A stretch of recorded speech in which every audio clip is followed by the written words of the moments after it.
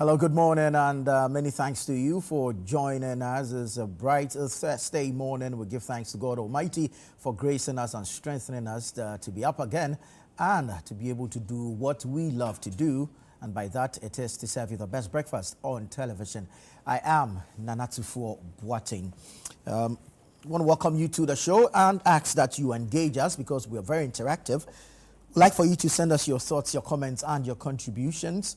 Let us know what you think about the topics that we'll be discussing and, of course, the issues that will be raised on the show today. I start off, and then Philip Nilate and Chris Carter take over from me later this morning. So welcome to the show. And let's say congratulations to the Ghana Black Stars. Yesterday was a thrashing of the Central African Republic. 5-0, 5 unanswered goals. Could this be the team to represent us at the World Cup? Or is it a one-off situation? Has there been enough consistency building up to this point? And do you think Coach Otto Addo should be the one to take us to the World Cup? Let us know your thoughts, your comments, and contributions. But kudos to the lads. They played amazingly well yesterday. It was a thrashing, it was a whipping, and we are excited as Ghanaians, as lovers of football, as fans of the Black Stars. If they continue like this, then this really is the way to bring back the love. And so, yeah, congratulations to the lads, and we wish them well in their subsequent games. There's one more game to wrap up the qualifying series. Hopefully they win that one as well. That will be in Accra. Let's all go to the stadium to cheer on the Ghana Black Stars. So, good game there, and we're excited about it. All right, now let's tell you about one more thing that excites us. It's the Northern Business Fair. We're going to Tamale. This time also a stadium, actually, the Tamale Sports Stadium in the Northern region, but we're not going to play football. We're going to showcase Ghanaian ingenuity to the rest of the world. So if you're into craft, textiles, apparels, food and packaging, just name it. Ghanaian business, you have a Ghanaian solution to a problem. You are a Ghanaian innovator. You have a Ghanaian skill you want to exhibit. Call us on 0205-973-973. 0205-973-973. Register and participate. Exhibit, showcase your wares, your goods, your business, your skills, your innovation to the rest of the world at the Northern Business Fair. It's happening on the 25th and 26th of October 2025. Tamale Sports Stadium, 9 a.m. to 6 p.m. each day. And we want you to call us now, register and participate. 0205-973-973, 0205-973-973. While at it, I want to inform you that the Northern Business Fair is powered by Channel 1 TV and 97.3 City FM and proudly sponsored by EcoBank, Side Hustle, Ghana Enterprises Agency, and the Ghana Export Promotion Authority. I want to say thank you to our sponsors, EcoBank, Side Hustle, Ghana Enterprises Agency, as well as the Ghana Export Promotion Authority. So let's see you there. Venue, Tamale Sports Stadium in the Northern region. The date is the 25th and the 26th of October 2025. The time is 9 a.m. to 6 p.m. each day. All you have to do is call the number 0205-973-973 to register and be part of the Northern Business Fair. We want to see you there. All right. Now, jump onto the Google Play Store and download the Channel One News app. Okay?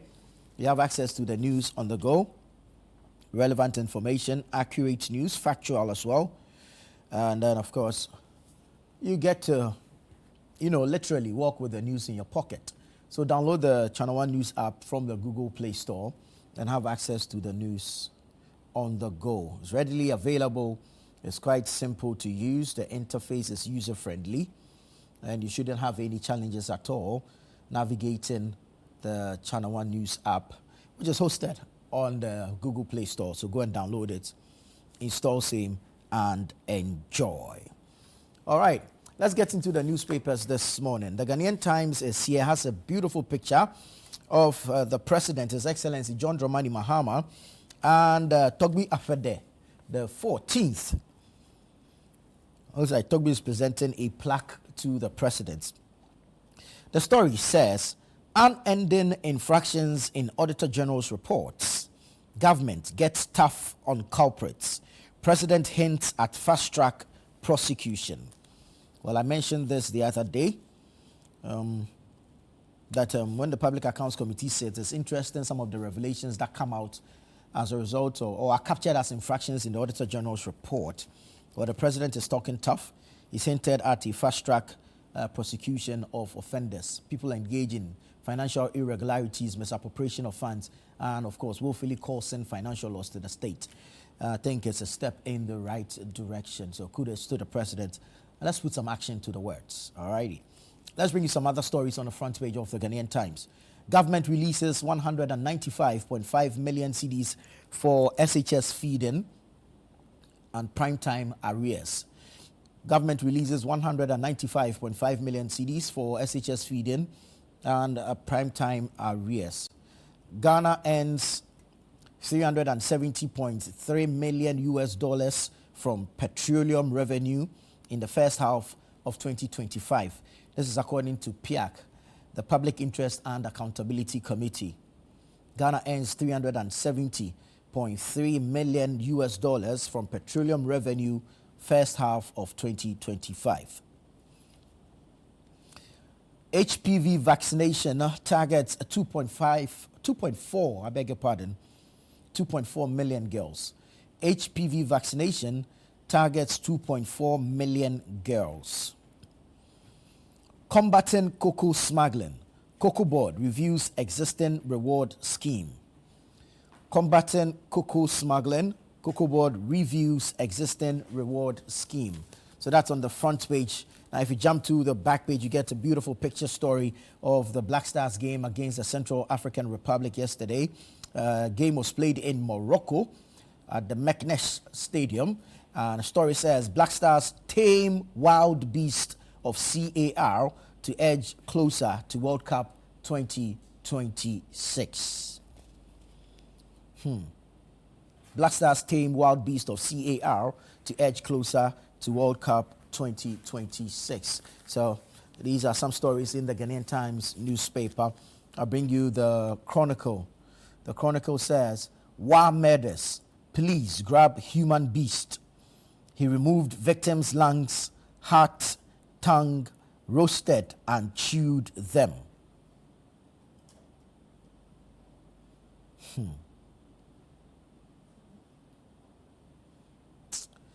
War murders. Police grab human beast. He removed victims' lungs, heart, tongue, roasted and chewed them.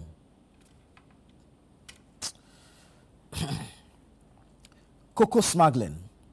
Cocoa Board promises juicy reward for informants. Cocoa Board promises juicy reward for informants. That's in relation to cocoa smuggling. Ghana's digital health backbone collapsing over ministry negligence. Ghana's digital health backbone collapsing over ministry negligence. Then the scripture for the day is from Isaiah 48:22. There is no peace for the wicked, says the Lord. There is no peace for the wicked, says the Lord. Isaiah 48:22. May the Lord add his blessings to the reading of his word. The back page has a number of sports stories. Black Stars thrash Central African Republic to boost qualification hopes. Madagascar stand Comoros to maintain their grip on second position. Mohamed Salah helps Egypt qualify for 2026 World Cup. Cape Verde fight back to earn a crucial point. So those are some sports stories on the back page of the Chronicle newspaper. Grab a copy and you can get the details. Daily Guide is here. Serial killer confesses to killing 15 people. Serial killer confesses to killing 15 people. NPP sets Friday for flag bearer ballot. NPP sets Friday for flag bearer ballot. And you have pictures of the various aspirants on the front page as well. Minority blows alarm over NDC foot soldiers recruitment. Minority blows alarm over NDC foot soldiers recruitment. Musa Ahmed appointed judicial secretary. Musa Ahmed appointed Judicial Secretary. Mahama ministers not paid in 9 months. And this is a quote. Mahama ministers not paid in 9 months. So that's the Daily Guide newspaper. Let's go to the Daily Graphic. Daily Graphic says, captures the Black Stars on the front page. Black Stars edge closer to World Cup dream, crush Central African Republic 5-0. Black Stars edge closer to World Cup dream, crush Central African Republic 5-0. Remove politics from Galamsey fight. Afenyo Markin calls out politicians. Remove politics from Galamsey fight. Afenyo Markin calls out politicians. Misappropriation of public funds. President directs fast-track prosecutions. Misappropriation of public funds. President directs fast-track prosecutions. Go for the HPV jab. It's safe. Health Minister rallies girls. Go for the HPV jab. It's safe. Health Minister rallies girls. And then you have the Black Star story on the back page. Black Stars edge closer to World Cup dream, crush CAR 5-0. So in Group I, Ghana is sitting atop with 22 points. Madagascar follows with 19, Mali 15, Comoros 15, Central Africa 5, and Chad 1. So it's really looking good for the Black Stars. Hopefully they can continue with their winning form and then get us to the World Cup in 2026. A couple of paid newspapers here. Let's go through the Supreme newspaper. NPP aspirants pick positions on ballots tomorrow. National security operatives accused of unlawful vehicle seizure in Ho. Victim petitions president. Okwapeman elders announce selection of new Okwapehene Odeshe Kwesi Akufo. Krabua Kota residents demand urgent probe into shooting and wrongful arrest. And Ni Anyete charts bold path for Ladadeko Topon's modern transformation. So that's the Supreme newspaper. The Hawk. The Hawk says AG on trial. Domlevo tears into Ayene's style. Claims looters praying for a change of government. AG on trial. Domlevo tears into Ayene's style. Claims looters praying for a change of government. NPP snaps the masses. Ducks tariff talk.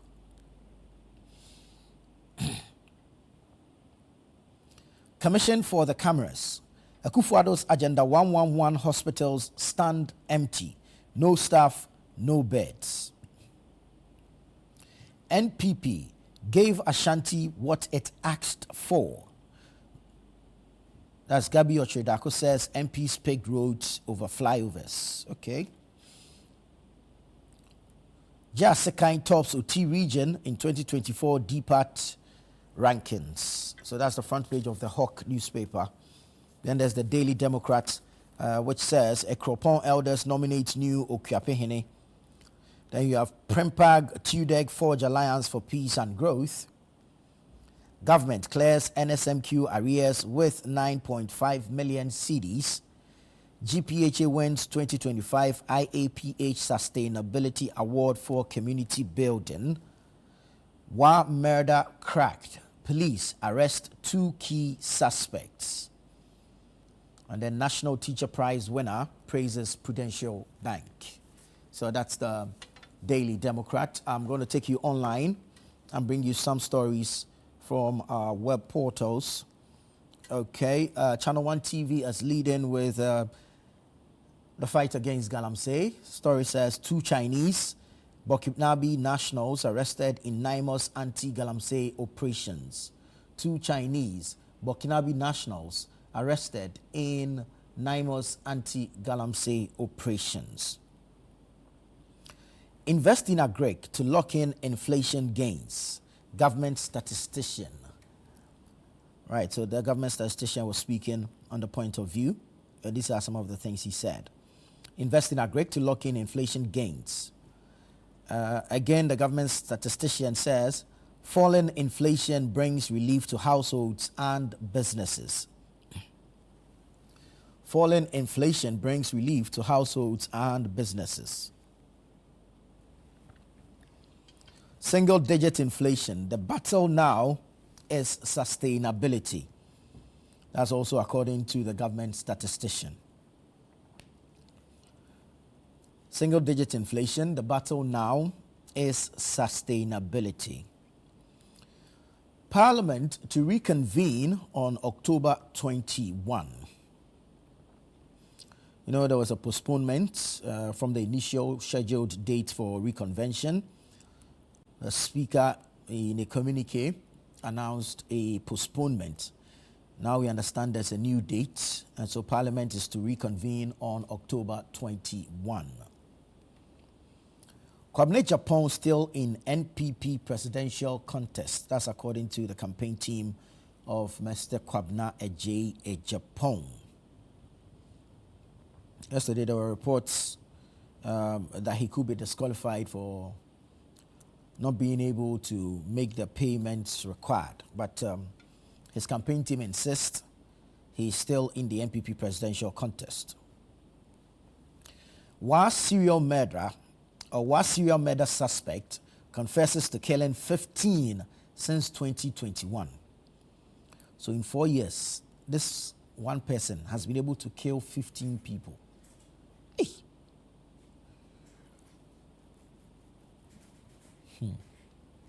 GTech withdraws accreditation for UCC Customs Administration postgraduate programs.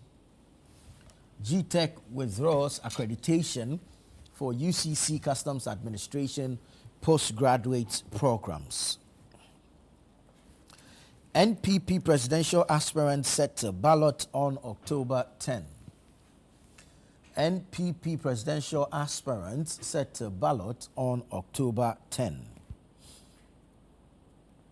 Kwabena Agyapong's presidential bid in limbo over unpaid fee. Kwabena Agyapong's presidential bid in limbo over unpaid fee. 2 arrested over spate of murders in Wa. 2 arrested over spate of murders in Wa. Helicopter crash. Investigators to submit final report in 2 weeks. And then you have use minimum force to defend yourselves. National Security directs security agencies. Use minimum force to defend yourselves. National Security directs security agencies. Now let me take you to the City Newsroom. So we are at citynewsroom.com. HEFRA shuts down 17 unlicensed health facilities nationwide. HEFRA shuts down 17 unlicensed health facilities nationwide. Ghana's cocoa sector faces unequal gains despite record prices. That's according to the 2025 Cocoa Barometer. Ghana's cocoa sector faces unequal gains despite record prices, according to the 2025 Cocoa Barometer. PIAC report. The PIAC report says operational setbacks push Ghana's oil production to sharp decline. Operational setbacks push Ghana's oil production to sharp decline. Prices increasing, but at slower pace. That's according to the government statistician. Prices increasing, but at a slower pace. And then you have spending discipline and food security, key to lasting price stability. Spending discipline and food security, key to lasting price stability. That's according to the government statistician. YEA denies owing staff 10 months' salaries. YEA, that's the Youth Employment Agency, denies owing staff 10 months' salaries. Parliament to resume sitting October 21. Parliament to resume sitting October 21. 2 nannies arrested for dragging and torturing 2-year-old twins at East Legon. 2 nannies arrested for dragging and torturing 2-year-old twins at East Legon. Mahama to meet CJ, AG, others over misuse of public funds. So Mahama to meet the Chief Justice, the Attorney General, and Minister of Justice, as well as some others, over the misuse of public funds. NPP presidential race, ignore disqualification rumors. That's according to Kwame J. Japong, flag bearer aspirant for the New Patriotic Party. And then you have Ghana signs 5th bilateral debt restructuring with Spain. Ghana signs 5th bilateral debt restructuring with Spain. So go online, citynewsroom.com, as well as channel1newsonline.com, and you can get the details of these stories among several others online. But let's remind you once again of the Northern Business Fair. It's happening on the 25th and the 26th of October 2025. 9 a.m. to 6 p.m. each day. You're reminded to call 0205-973-973. 0205-973-973. Call this number now and register. 0205-973-973 for registration. I want to say thank you to our sponsors, EcoBank, Side Hustle, Ghana Export Promotion Authority, as well as the Ghana Enterprises Agency, GEA. Now, we're still in the month of October. It's a Pink October, and we're helping to raise awareness on breast cancer. So we want you to get checked, okay? Go get checked. Or you can learn how to self-examine, right? But it's important that you get checked. It's important that you are aware of your status. It's important that you stay safe. So we're raising awareness. You need to be aware. You need to take action. And you need to fight breast cancer. So go get checked. It's Pink October, the entire month dedicated to breast cancer awareness. Now, October is also dedicated to national security awareness. So we're rolling out a series, okay, engaging a number of experts and analysts within the space on cyber security, okay? And we're helping them advise us on how to stay safe within the cyber space. So stay with us here on Channel One TV, Breakfast Daily, as we engage these industry persons on how to stay safe within the cyber space. It's the Cyber Security Awareness Month. This is Breakfast Daily here on Channel One Television. Stay with us. When we come back, we'll begin the news review segment.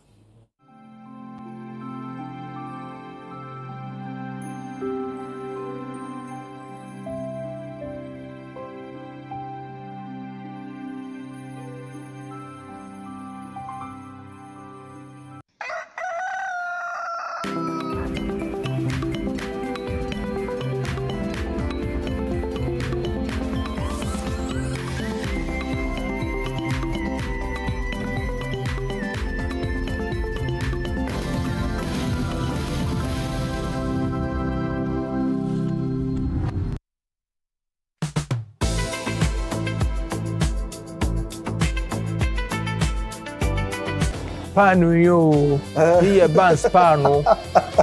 You know, you put raisins in it, and people like it because of the sweetness in the bread. Don't live here. You're coming after 6 o'clock. You'll be stopped.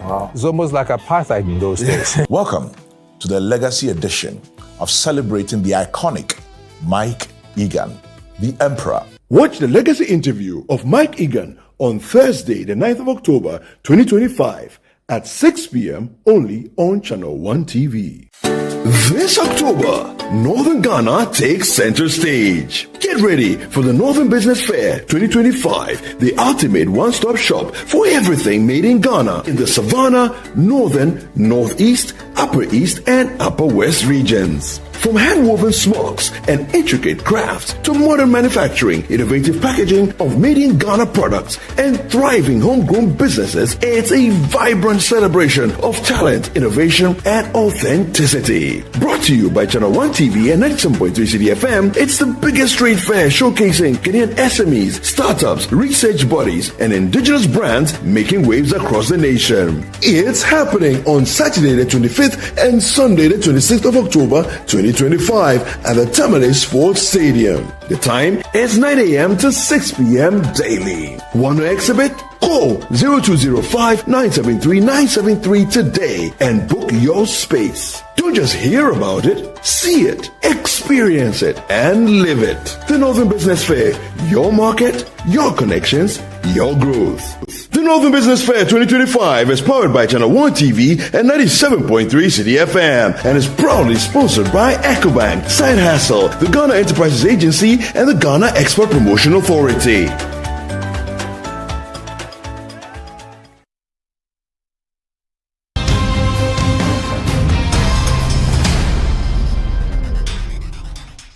On Footprints, this Friday, we conclude our conversation with Kofi Bentum Kwanzaa, a former director of the Bureau of National Investigations, who shares his story about coups in Ghana, the different political regimes, and his continuous role within the special branch. The man came to the presidency as a lame president. Lame as in? Lame, ineffectual, not in full command. Somebody else. He was brought in again. Maybe should I go into that? As a surrogate. Around the end, toward the end of the 80s, crime became a major factor. Crime, yes. Crime. They decided that I should leave the BNI and go to the CID. But there was a bit of argument between Rawlings and Captain Sikata, who was the security advisor, and Mr. Ben Fojo, the coordinator. So I was called to the castle at about 11 o'clock. I was told to sit in the president's anteroom. 5 minutes, 10 minutes, nothing, which was very unusual of Rawlings. Then Mr. Captain Sikata walked out. How is it? No, he said, hello, Kofi. Nothing. Then 1 o'clock, I heard on the air that I have been appointed Commissioner CID. Plus my duties as the BNI director. Footprints airs every Friday at 7 p.m. with a repeat on Sunday at 5:30 p.m. only on Channel 1 TV.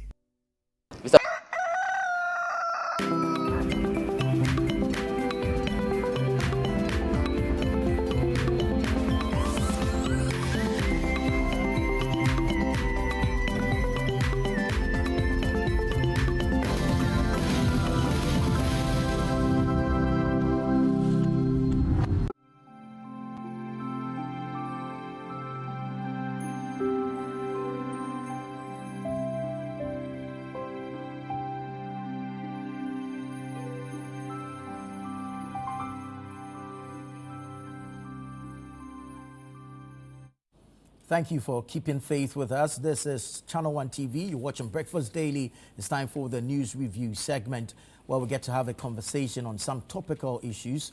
And we ask that you join us. The show is very interactive.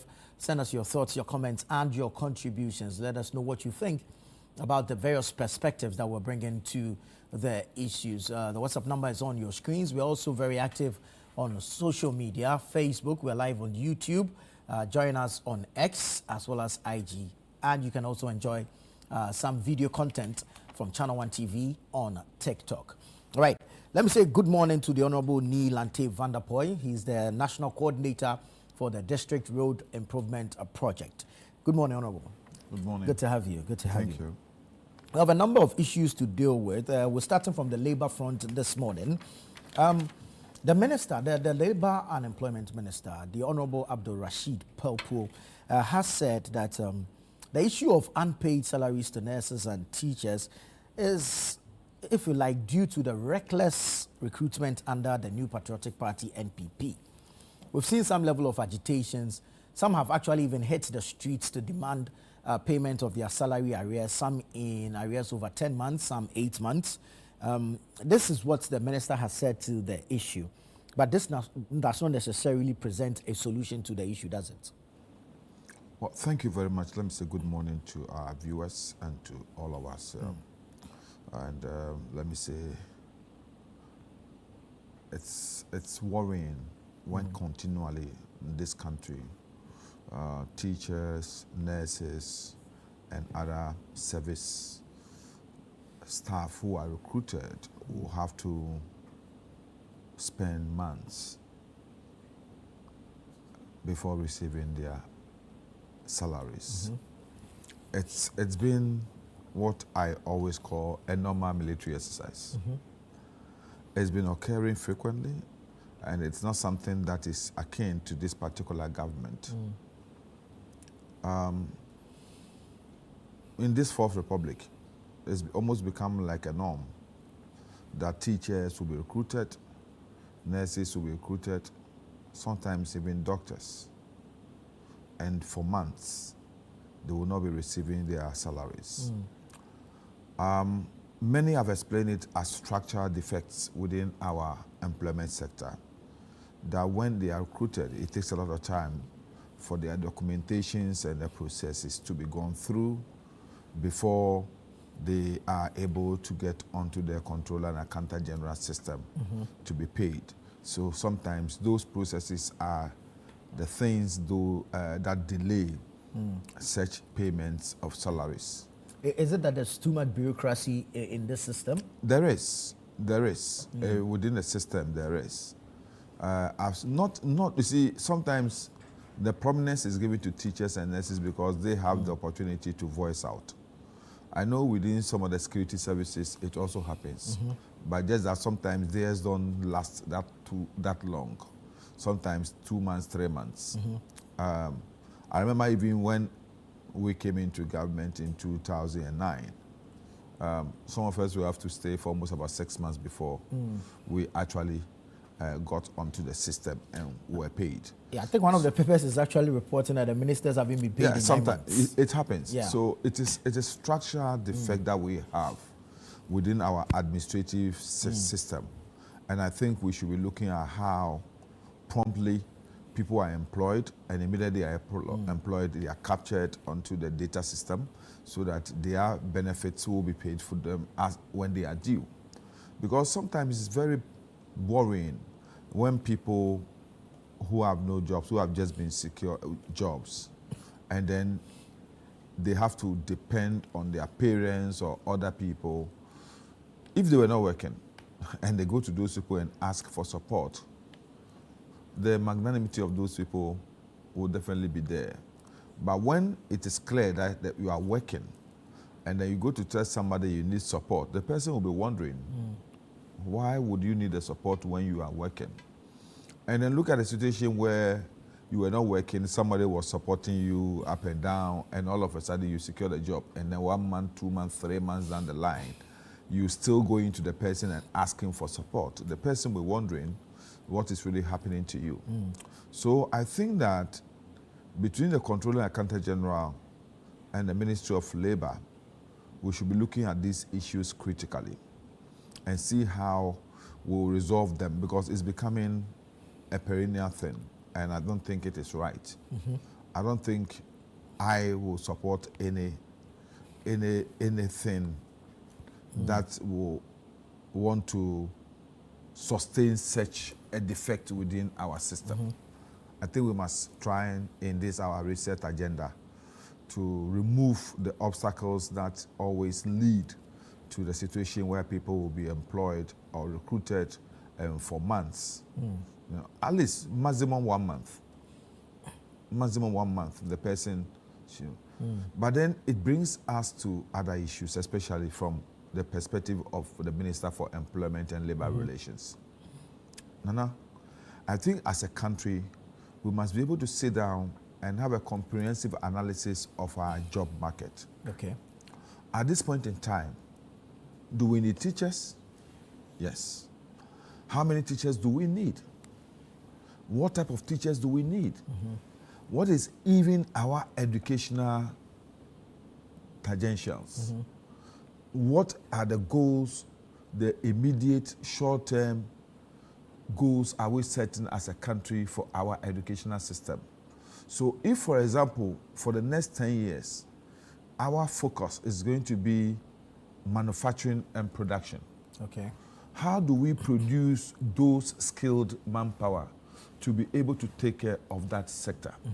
So in that situation, can we tweak our educational system a bit to see how do we recruit more teachers to teach those subjects so that we can have more of our children coming out from that area? For the past months, let me tell you, I've been struck and I've become addicted to watching Steve Harvey. Right. and I look at the kids who appear on this program. 4 years, 5 years, some of them are already scientists. Yeah. So it tells you in other jurisdictions, right from birth, children are introduced to the sectors and the areas they have desires for or aspirations for. And they are given that education and it opens them up. Yeah. So they don't need to go through all this laborious educational system. So that if it is our wish that in the next 10 years we want to have more engineers, then right from our basic level, let's see how we can open up to have more children learning engineering. In that situation, the next 5 years, what are we doing? We are recruiting people who will be teaching engineering. Could that be the idea behind the STEM schools that will? Well, it's not only about STEM, but I'm looking at generally how to be able to focus so that when we know that we need to recruit 10,000 teachers, then government makes provision in the budget for recruitment of 10,000 teachers, they are training and they are posting. So by the time they are posted, there won't be any issue about their salaries being in arrears or money is not ready to pay them or they not be captured in the data system. So you have to go through this. So you understand? So that if it is about police men that we are recruiting, we know that the next 10 years we need 10,000 policemen, police officers. We start preparing ourselves and say, this year we are recruiting 2,000. Right. We make provision in the budget so that as soon as they are recruited, there is money to take care of them. So you don't do the recruitment en masse? That is the issue. We don't do recruitment en masse. Based on what can be accommodated We've in been the budget. doing recruitment according to political whims and caprices. Right. Kwame and his uncle are almost here. Wait a minute. This one too, your friend Kwame. Wait, Kwame. As in the same Kwame again? Yes, Mommy. I'm the second coming. Into all this tension just to reintroduce that broke boy from Kaswa. Why would you deceive the family like this again? Now I understand the whole delay. Troll from Kaswa. Why wouldn't he be late? Or be late? Of course.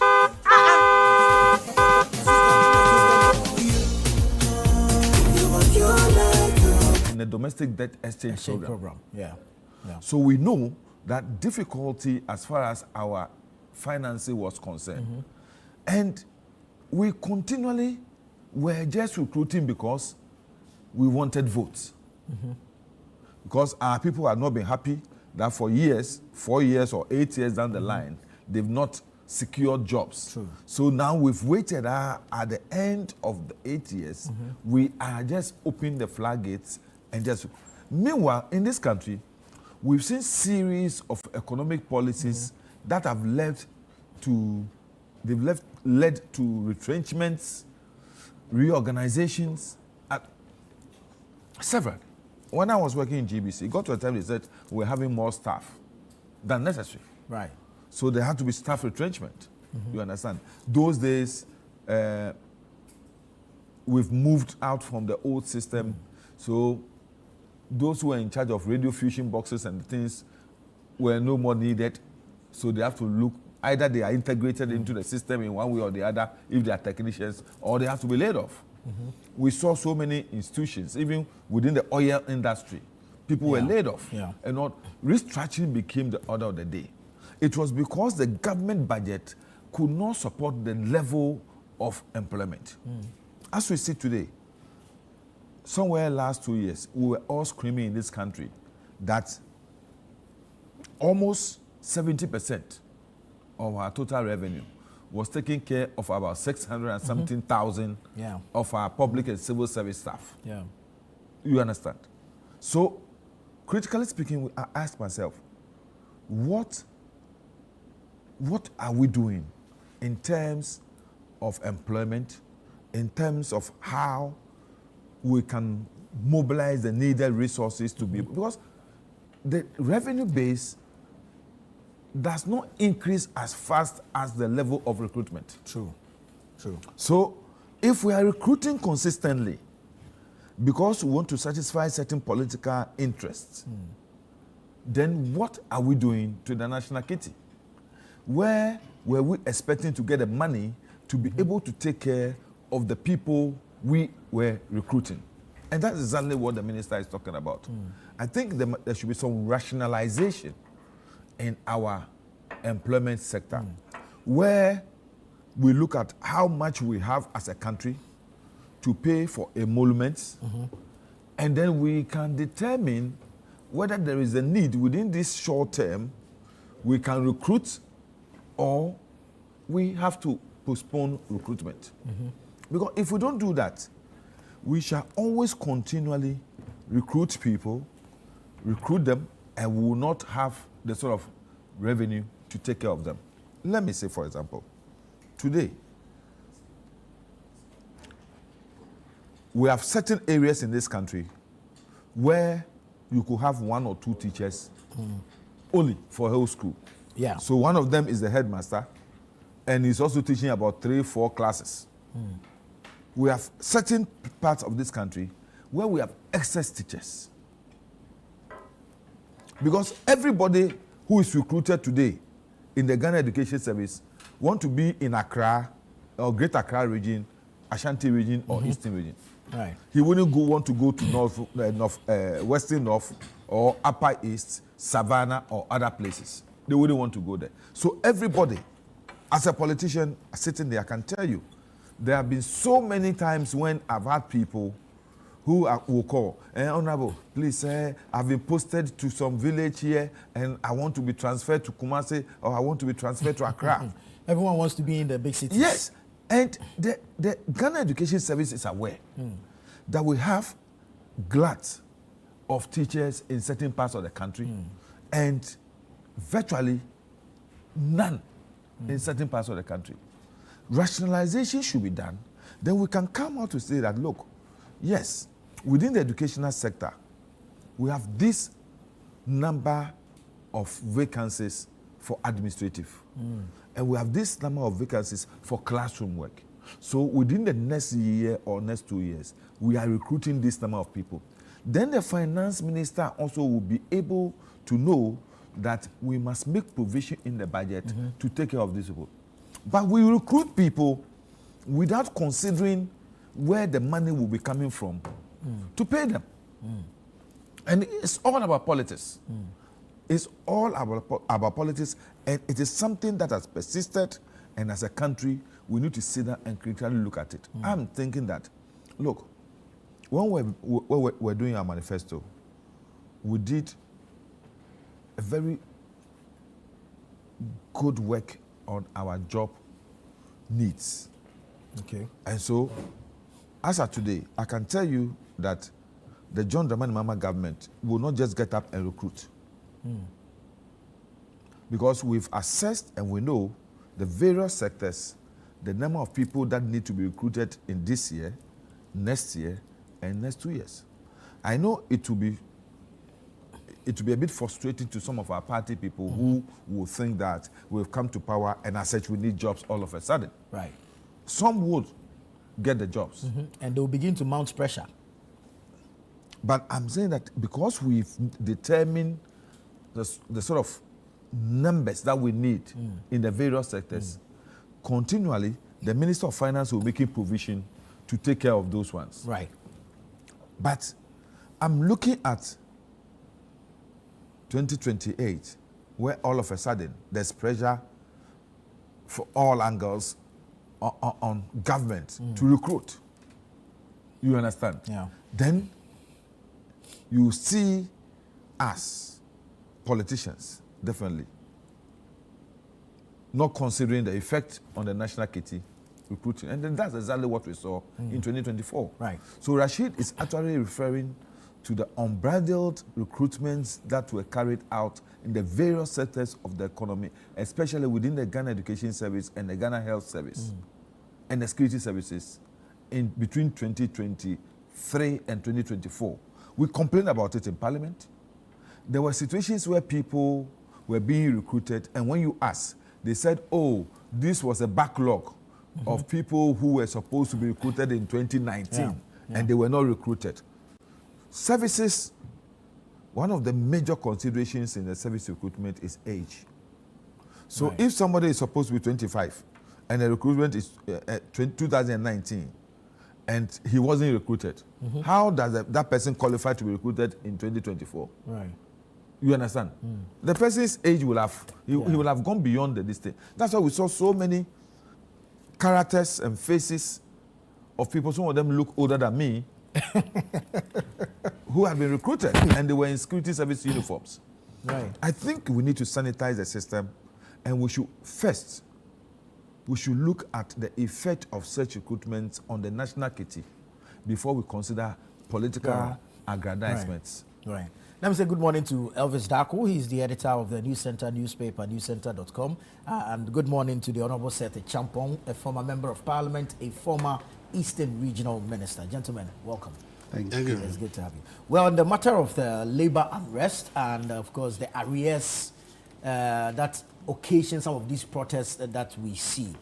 Now, we often hear that there's financial clearance before postings. However, after a few months, we hear that salaries are in arrears. Is there or could we blame it on, if you like, a non-alignment between the various ministries and agencies that results in some of these things? Elvis, let me pick your thoughts on this.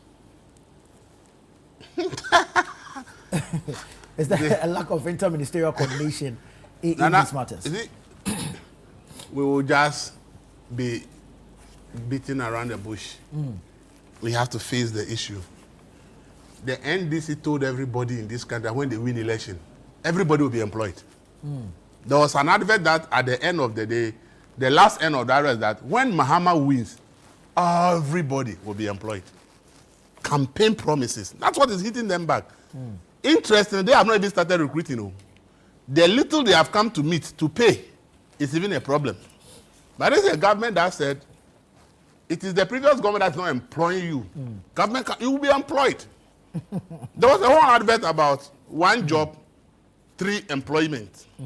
It was an NDC campaign message. That's under the 24-hour economy. Thank you. So why are we struggling to pay these small people when, according to the health minister, even for the health sector, there are about 78,000 who are waiting to be employed? I've said that if we take politics out of things, that we tell people the factual issues in this country, we will be able to deal with these things better. The John Mahama administration, before handing over to Akufo-Addo, left almost like 100,000 unemployed people. We even had unemployed graduate association. It's not because John Mahama doesn't want to employ them. It's because the state kitty can't afford. We have to let the conversation be around the facts. And the people who have limited expectations, people who have measured expectations. But when an election and a whole campaign message is that when this candidate wins, when John Mahama wins, it is going to be 1 job, 3 people. And so everybody will be employed. You give this hasty message, generalized message, and the unemployed people assume that, oh, then if this government can, we are all going to be employed. The reality is that that is just a political message. Unfortunately, many people will fall for it because we live in a country with high unemployment. So if somebody is promising that when a candidate can, people will be employed, people are likely to believe it. Because truth of the matter is, you finish school, or you are expecting a job and you don't have it. It's so frustrating. True. We have all been through it. True. Yeah. Seeking a job after school is so frustrating when you are not getting the job. So if somebody is promising job, it's normal. I'm surprised that the government has said 1 job, 3 people is struggling to pay the few that has been recruited before they came to office. Then the question is, what about all those who were actually not recruited before and they are all expecting jobs But from were you? provisions made for Forget those who about the have been provision. When they were recruited? making the promise, they talk about provisions. Because they are yet to employ. No, what the They provisions? inherited these. That is what I meant. See, don't let us not go there. The NDC, though in opposition, they knew the state of Ghana. They have been in government before. And that's the time when they were leaving, they also left a lot of unemployed people. The Akufo-Addo government also made a lot of noise that when they come, they will employ them. But the reality that when they came, because of the backlog, yes, they cleared the backlog. But then those who also passed out during their era, most of them remain unemployed. Let's understand that government can't employ people. And I sat here and said, this 24-hour economy thing, it is not a government policy. It's a function of demand and supply. If there are private entities that are doing well in this country and they are expanding, the economy is good and they are expanding, they are the one who will be absorbing people. It's not government that should be focused on employing people, because government is not a business. Government is supposed to be taking our taxes, whatever it gets from our natural resources, loans and grants. These are the 3 sources of money government gets. And we all know the state of our country in terms of taxes we collect. The figures have showed us that when we pay statutory funds, we pay salaries, we pay interest on our loans, every money that we generate is gone. Yeah. It's gone. So how do you do roads? How do you do hospitals? How do you do classroom? If we make people understand that this is the factual situation of Ghana, and therefore don't have any expectation that any government that is coming all of the time is going to solve the unemployment problem. But the government should focus on area BCD that empowers the private sector to expand, open, and then the private sector can absorb this. If we focus on that, but when campaign messages sound like once there's a change of government, unemployment is resolved. And there's a whole advert, and at the end of the advert says that when John Mahama wins, all of you will be employed. And people go to vote on that basis. And now the government is power 9 months, and the few people that have employed before they came, they are struggling to pay. How are they going to recruit all the people who were even not recruited before they came to power? And that's what Honorable has said. By 2028, an election is near. Now all those people who voted for you, with the hope that you are going to employment and are not employed, that's when now they are going to power the pressure. The pressure has already started. Atu Forces table is like this with files. Institution of institutions. Have you been to his office? Oh, I'm telling you. Institution of institutions are all seeking financial clearance to employ. But now, because we are under IMF, and the headmaster is sweeping us, we can't do that. Right. We are scared. If we lose the IMF support right now, credibility for the whatever we have achieved so far will just vanish in 1 day. And we'll be back to where we were 20-something that has sent all of us into a crash. So now we have to be abiding by IMF. That is why every government comes to power, Mr. IMF, he wants to exit before the next elections. Because you need to exit so that you can open up and do things that will send all of us back again. That when the headmaster is there, he says, if you do this, I will punish you. So that you are scared. So you see, I've always said that if we take politics out of the conversation about Ghana, and our leaders will tell us the true state of the nation, sector by sector, and the fact that if we are supposed to rise to the expected result that we all want, it's going to take us a painful long journey, and it will take sacrifices by all of us. And this will help people to measure their expectations, and then we have a proper plan to get there. People's expectations of government will be limited. But because political parties want to win election, they will come up with all kinds of promises. And the desperate young person, the desperate Ghanaian who feels that I am so desperate, I've been frustrated so much, probably it's because of this government, because the opposition is telling me that the government in power is your problem. Get rid of the government in power, and when I come, your problem will be solved. So the person goes to the post and say, well, for me as Elvis, I finished school 3 years, there's no job, the government is not employing me, there's no private sector employing, I've been trying to struggle, I can't survive. So if the opposition is saying, when they come, I will get a job, why don't give them a try? I'll give them a try. And then they come, they say, we have done this thing in the Fourth Republic. And because the politician will come in the campaign platform and make all the promises, people still believe them that when they come, they will do it. But it is not possible. The reality is that if 3 items on your budget line, 3 items, interest on your loans, salaries, and statutory payments alone will take almost all the money you generate. On what basis do we make all these promises to the electorate? On what basis? Because it means that a lot of the promises we are making are not realistic. But unfortunately, we believe that the Ghanaian electorate will believe the unrealistic promises and it will come to pass. So for me, this 24-hour economy thing of one job, 3 people, I have said it to people that this policy is demand-driven. And I've cited examples that I lived in Ashama. My father worked in GTP. When I was young, my father go to work 3 times in a day, in a month. The first week, he will be on morning shift. He will close at 2. When it's in the afternoon shift, he comes home at 10. When it's in the night shift, he leaves them at 9 and comes home in the morning. That's how they, because at that time, if you are a woman in Ghana, you are not having GTP, it means that you don't have a better color. So there was demand for GTP products. So they always have to be going to work and producing. Right. But when influx of foreign ones started coming and demand for GTP products started dropping, they moved from 3 shifts to 2. They moved from 2 to 1. And the one became unsustainable, and they have now to lay off workers. And where is the state of the tester factory today? So the truth is that if there will be one job for 3 people, it's realistic. Only when there is demand for the products in the system. Right. And without that, you cannot do that. But it became a whole campaign promise, and people believed it. Truth of the matter is that if we do the right things, and today there's demand for GTP products, they can go back to 24-hour production. If there's any company producing anything in Ghana and there's huge demand and they have to meet the demand, they can work 24 hours. There's nothing, it's possible. But we are living in an economy where we all know that these things are virtually non-existent. Government, how many people can government employ? These teachers and nurses, if we have a very solid private health sector and we have rich people investing in health and they are building the big hospitals all across Ghana, and they will be absorbing these people, the pressure on government will not be there. But we don't have that conducive investment environment for health in Ghana. So many people are not able to put up the kind of health facilities that will absorb a lot. So the whole employment, the health sector has become a burden for the government. If you go to teaching, you have so many private schools around, but people are able to assess and realize that at this level, if you take your child to a private school, it's better. But at this level, when you take them to a government school, it's better. So if you look at the dynamics, it still makes employment in the teaching field more the preserve of government than private sector. Right. And it becomes an issue, so pressure is on government. So until we begin to look at the Ghanaian and come and tell people that, look, the problem is that government revenues and whatever we are doing is not going to be able to employ you. And therefore, your expectation for these things will be limited. I have said it before. If government will register as a recruitment agency in America, UK, and other places, just like there are private companies that are recruiting these nurses into home care and the rest, and the government rather make the process very formal. And I believe President Akufo-Addo started it by doing it Barbados. If we can do more of that, people will not finish school and be expecting government employment for 3 or 4 years.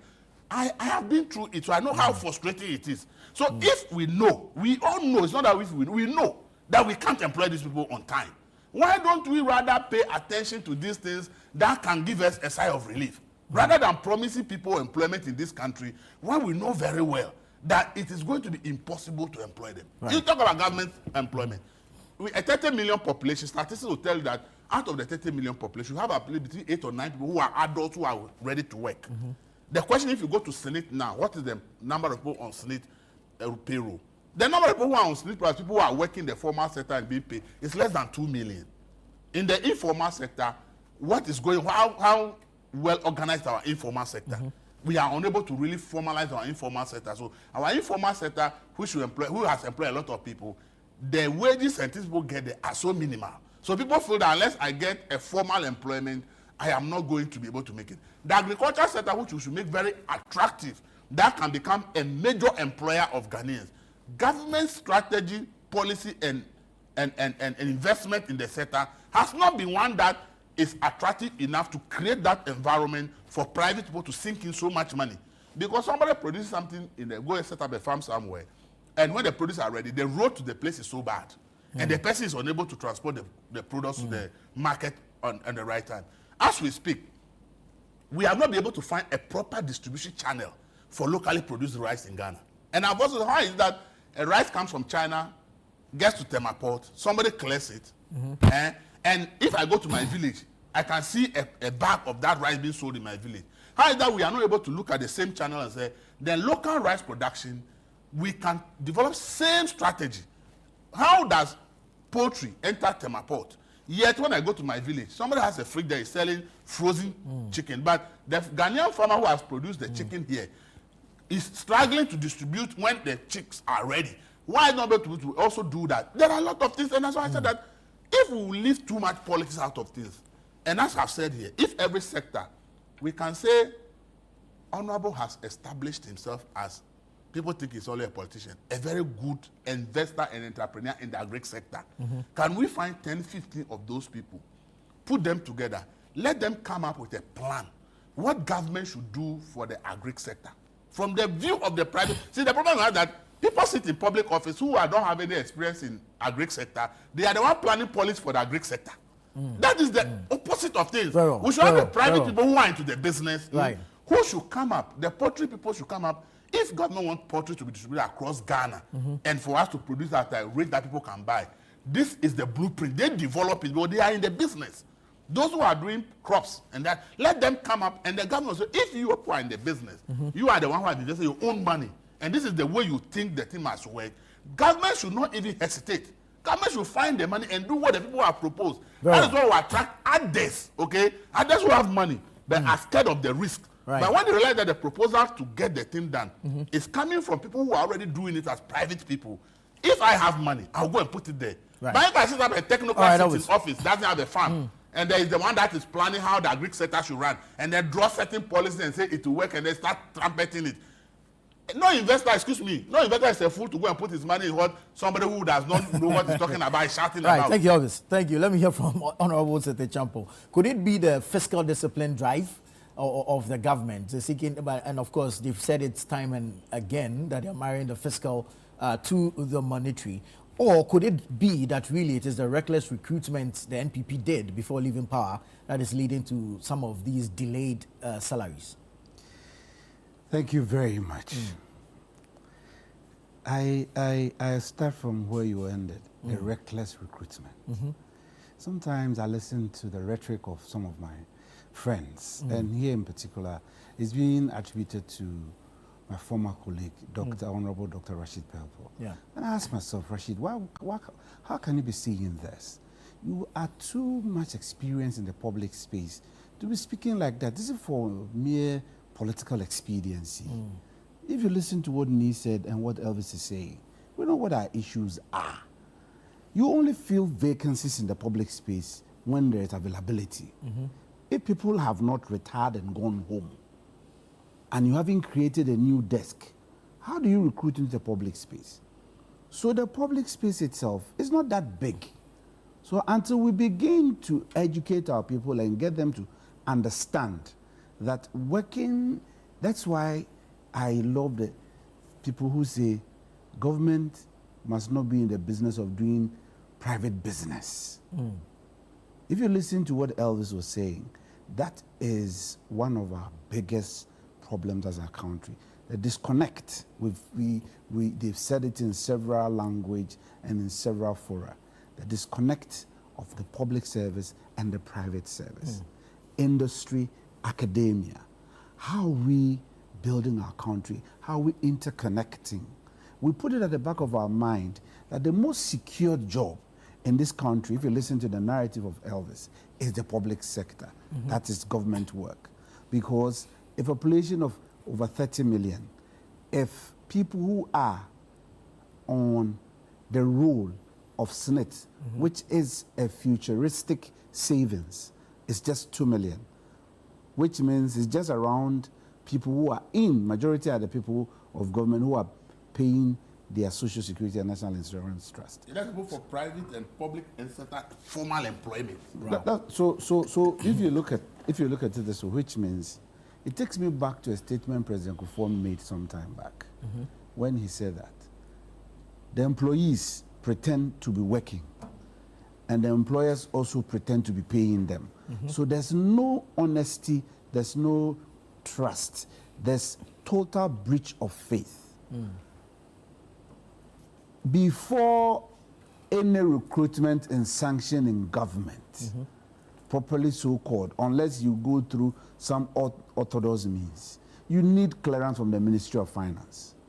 So all those people who were recruited at the time, they sought clearance from the Ministry of Finance. Yeah. The Ministry of Finance gave the clearance. They went through the processes. And when Ministry of Finance grants you a clearance for recruitment, it gives you when to initiate the recruitment, because it is the one who is mobilizing the revenue and will make sure that you have same. So you ask yourself, why is it that members of the current administration who are in office, and we are 9 months into administration, and we are telling ourselves that we haven't paid officialdom, they have not been paid. It's because of the processes. For transparency's sake, some validations needs to go on. These are all procedures that need to be worked with. But because of how we want to be seen as, for quote and unquote, those who are just pious, who are clean, who are the best, will come out and say somebody was reckless. What do you mean by somebody being reckless? Why do you use a language which connotes something, which you know indeed and in truth, the fellow went through the procedure and did the right thing? So we're always turning around and chastising those in public office that, yes, you leaked the letter, you leaked what? When we really know that our actions are not right, it's not sitting well with established practice. So for me, I pity Honorable Rashid Pepo for what he said. I pity him. Why so? For his age and for the experience that I, working with him back in Parliament, I know, and he understands the processes we go through in public recruitment. You can't come and just say this and get away with, because I'll prove you wrong. And he's 100% wrong.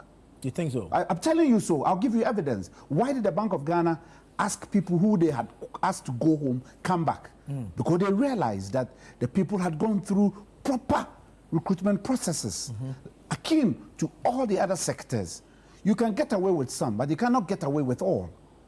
Because today, you will listen to the Honorable Minister of Communications and the Chief Whip of the majority in caucus asking that we review the security services age limit. When my brother Ni was speaking against that. Why? Because those actions are compromising all our institutions and polarizing our society. So everybody comes in, this man recruited these people.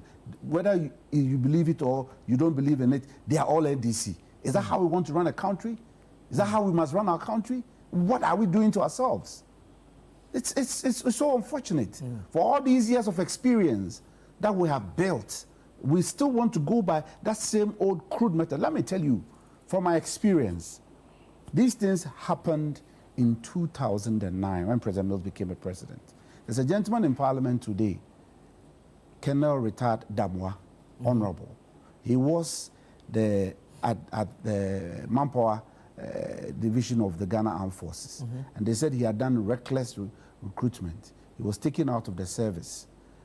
And we reversed all duly recruited personnel that he had worked on under President Mills. They were reversed. Fast forward, the then Interior Minister, who later became Majority Leader, Honorable Avoka, was hauled before Parliament, single-handedly, without consulting and advertising, recruited people for Ghana Immigration Service. It's history to us. And you know why some of these things, the security services fight with civilians? Because if you don't do proper medical checks, the people, the training they subject the recruits to, some lose their lives at the end of the day. Yes. So I don't want to play politics with some of this. This is the life of our country. I came to meet a chief director in office. I didn't recruit a chief director. I'm mandated to work with them. That's akin to all other people in various divisions and disciplines and departments of public office. So when I hear some of these matters that comes at this age, I ask myself, so are we not learning as a people? Must we always go in circle? Why? Who wins?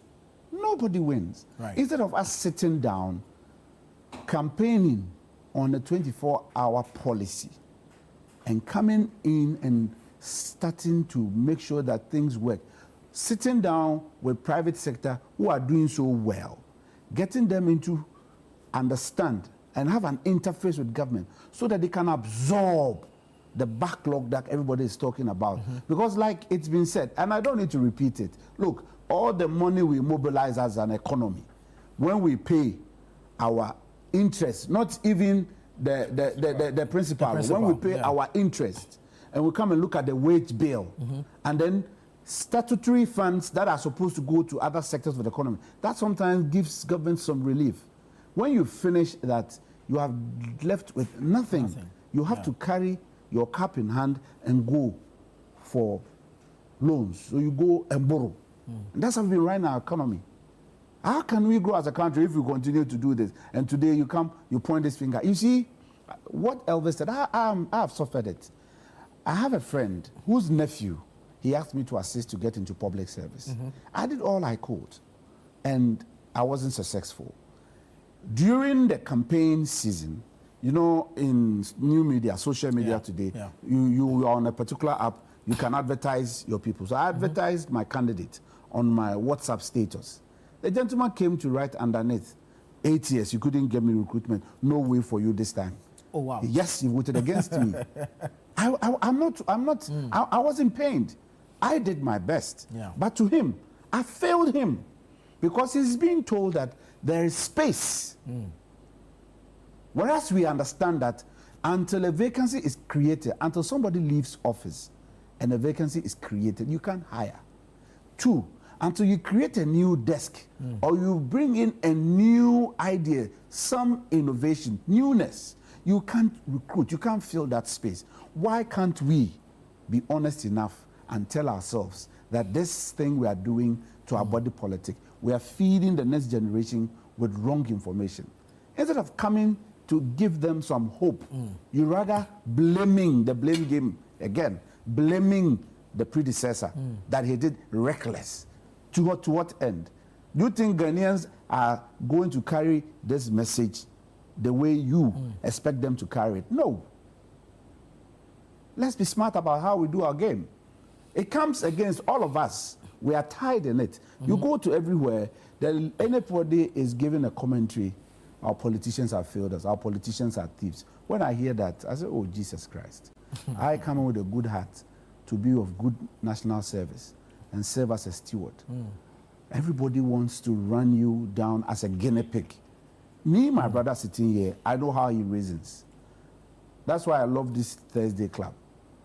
Yes, because if he does say that it is wrong, I'll tell him. I don't need to be afraid of him. I only need to speak the honest truth to him and walk my way. And I believe that we have come of age as a country and as people dabbling in public service and stewardship to be truthful and stop using wrong language as we use, and rather come back later and be begging and be asking for apology and be asking for some other forgiveness. I don't, and I will not subscribe to that. It is 100% wrong, and you cannot say that. He shouldn't have even said that. Very well. If you can't pay the people, let them understand you can't pay them. The people are staying at home. We are telling us, look, if you do an audit as we speak, there are certain government offices you have recruited, you have filled them. Was that reckless? Did you publish them? I know for a fact. Did we publish them? So what are you telling me? Right. I have a few messages coming in. Elvis, this one says Elvis Dako should also devote his time and energy to propagate the repatriation of Ken Ofori-Atta to Ghana to come and pay us the billions of stolen monies. The government can recruit more workers with that billions of monies. Kojo Mafu from Kwawu Jamasi says, good morning. Elvis has given a bold and fair assessment of the unemployment situation in Ghana. The current government is being assessed based on their own promises and pronouncements. Ghanaians are not demanding any new things but what they promised to deliver, period. The current administration has no grounds to complain about labor demands, considering they promised a 24-hour shift in all public services, which would ordinarily triple the public payroll. Therefore, they have the leverage to deliver on their promises. Let's speak truth to power. Amino from Nsawam sent that one in. Good morning, Nana Boateng. I thank Mr. Elvis for telling the public the truth. Ghanaians are listening to him. NDC always gives us fake promises that they cannot deal with. The NDC government has come out must come out to apologize to Ghanaians for their fake promises. Abdul Samed Zingaru from Hohoi. Rashid Pelpo. That's his own assessment. Okay, this one. Good morning, Anna. The employment minister's comments were rather reckless. Didn't we work at the various sectors and were promised to be paid? This government will see our wrath. Samo Anan from Kaswa. Mohammed, your message is too long. I think you always complain about his message. Hey. Being long. And he has bullet points in them, 10 bullet He points. wants to make his case very long. I am Mohammed. I am part of the 300 YEA staff who are not being paid for the past 10 months. I would like you to put this question to the YEA management to answer after denying owing us 10 months. I would like the agency to address the following. 1. Were the 300 individuals on the payroll of the agency as at the time of the current CEO assumed office or not? Who signed for salaries in January 2025? Through which medium did they communicate the renewal of contract issues to the directors? Have they found out whether the communique had been forwarded to the appropriate individuals? Did the CEO acknowledge the existence of the 300 staff in his first meetings? In his recent tour across the country to engage his staff, what did he say about the 300 staff? I mean, he has a lot of questions, a number of questions, but hopefully some responses. Exactly, yeah. Why is this sending it to us here? He's taking advantage of the platform. We are their voice, so they want us to say it. Yes, So that the people will hear. much amplify it for them. So that If you're a YEA staff and you have boggling questions, send it to your chief executive. True. And let the chief executive address it. True. Let's deal with this matter of the Public Accounts Committee. We've been told in the past 2 weeks or so that at least some 12.9 billion cedis had been recovered. The president is not too enthused about this, and he says recklessness with state funds must end. He's demanding some swift action regarding some of these. Your thoughts on this? This has been going. Every year we see infractions in the Auditor General's report. It's not new. So if we have something to do, we could have done it a long time ago. Nana, I was privileged to have been a member of the Public Accounts Committee of Parliament for 2 terms. And on the Local Government Committee, we also look into the audit reports of the various local government agencies, especially the MMDAs. Right. And infractions were a normal routine. Were normal choruses that were being sung all the time. Many a time in Parliament, we ourselves questioned why we sit on the Public Accounts Committee and go through all this difficult questioning, stress, and then we don't subsequently have any penal mechanism to deal with the issues that fall out of it. I remember, my brother will remember, in the 7th Parliament, it was a serious debate in the House. And people professed that we go the US way, where a whole parliamentary commission also will have the authority to deal with the issue and let it. But then it gets back to the same problem we have in this country. Whether we say commissions have the status of a high court. But then decisions taken by commissions and findings of them become controversial. Become controversial in court. I've seen many situations where courts have thrown away decisions of commissions. So as a country, we set ourselves certain parameters, and then we also set up judicial and legislative mechanisms that frustrate the same parameters we set for ourselves. I think the president has said something. Let me give you this scenario. When we instituted National Sanitation Day, in order to facilitate the checking of the abuse of the environment, we had a meeting with the then Chief Justice, my auntie Georgina Wood. And she agreed that if we will support them to establish special courts, then there will be fast trial of people who are involved in sanitation abuses. Right. And that was what led to you remember in the 8th Parliament, we decided that certain monies under the common fund should be set aside for the establishment of courts. And even monies were set aside to build residences and court complexes. I was part of the commission of such one in Kumasi. Okay. You understand? And I think so many courts were built between 2002 and 2004. A lot. I know the last report we looked at the committee level of the Common Fund formula, close to about 80 courts. 80 were being built on that. So I'm happy when I heard the president say that he has had a meeting with the Chief Justice and Attorney General and others to see how we can have specialized courts to deal with these issues of infractions from the Public Accounts Committee and the audit reports. Because it's scary. It's scary. Some of the things that you see, sometimes people point figures at us, the politicians. But some of the things you see, no politician would dare do those things. Yeah. And a major part of the corruption is within the public service and civil service space. I'm not being frank with you. Because I was a minister, he was a minister. We don't sign checks. We don't disburse the resources. It's the civil servants who do those things. So when there is an infraction, there's mismanagement, misappropriation of funds. How can you point the finger at the politician? But that's what we do in this country. And we allow the people who really get involved in those things to go scot-free. We sit at the Public Accounts Committee, we spend hours of airtime, we broadcast these things, thinking that those things will sometimes, the embarrassing situations that these people come to sit there and face, will scare them and will be like, let me say, something that will make it impossible for others to follow. But every year, we see new people, new faces coming to go through the worst form of infractions and misappropriations that happened before.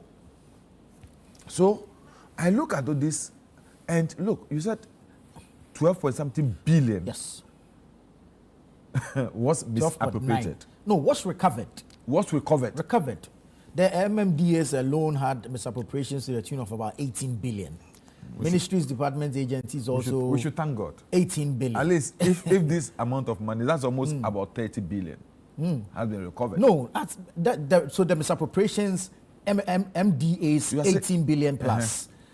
MMDAs, also 18 billion plus. So the two, if you put the two together, it's almost 36. That's the misappropriations. Yes. And then the recovery is around 12.9. So close to, let me say, about 40%. Right. Recovered. Yeah. I think there should be more stringent measures to be able to recover all these things. And I saw one where I was thinking, they said on the in the audit report, there's people we call missing people, and also is it unaccounted for or something? On-end salaries and all. And I look, I ask myself, how can somebody even be classified as missing within the public Right. service? So, but let me just put the figures out correctly. Total cost of irregularities from public boards, corporations, and other statutory institutions, 18,415,673,589 cedis. Total cost irregularities from ministries, departments, and other agencies, 2,055,094,878. District assemblies, 18,884,198. 38 in total. 38 in total. And Yeah, 12. thereabouts. Almost 40. Yes. Yeah. So 12 recovered. Recovered. So 12 has come into the kitty of government. That's according to PAC. So what it means is that close to almost 26 is outstanding. Yeah.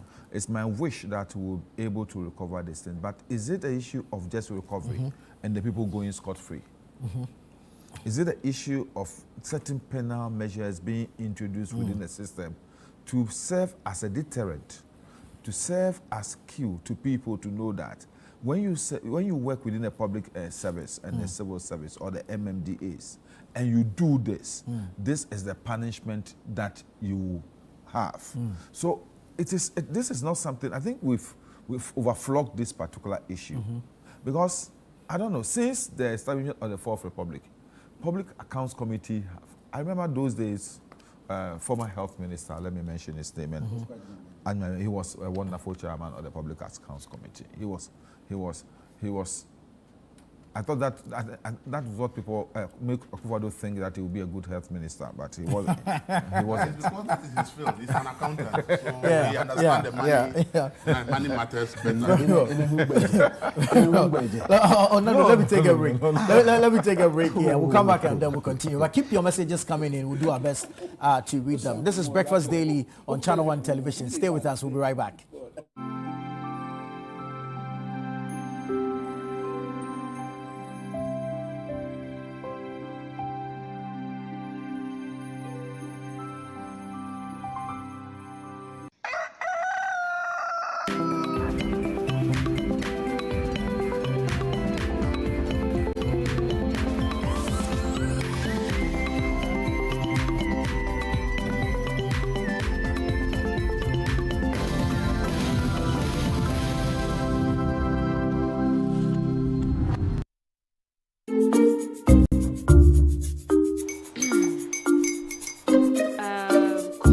Uncle are almost here. Wait a minute. This one too, your friend Kwame. Wait, Kwame. As in the same Kwame again? Yes, Mommy. I'm the second coming. Into all this tension just to reintroduce that broke boy from Kaswa. Why would you deceive the family like this again? Now I understand the whole delay. Troll from Kaswa. Why wouldn't he be late? Or be late? Of course.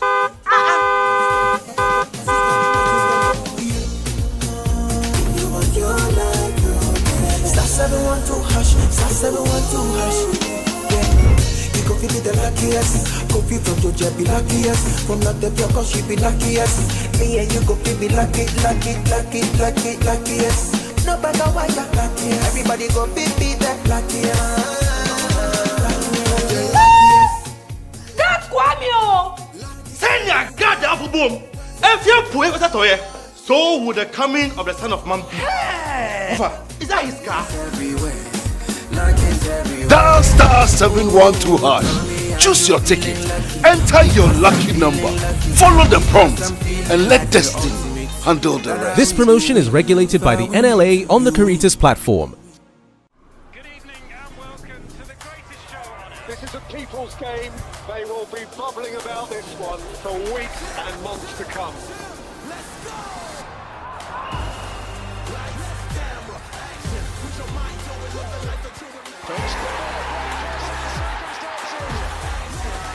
It's on SuperSport all season long. Pay your subscription today. Dial star 759 hash. Available on DSTV and GoTV. Mr. Brampa. Yeah. Complete these. Make hay.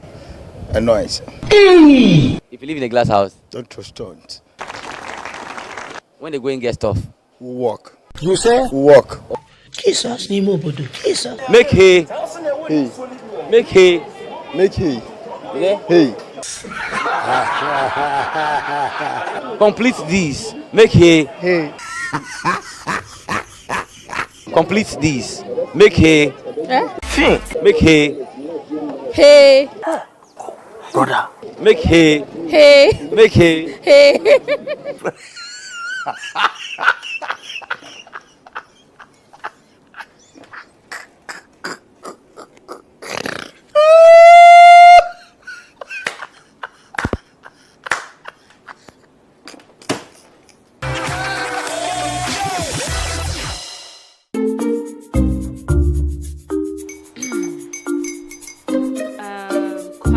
Uncle are almost here. Wait a minute. This one too, your friend Kwame. Wait, Kwame.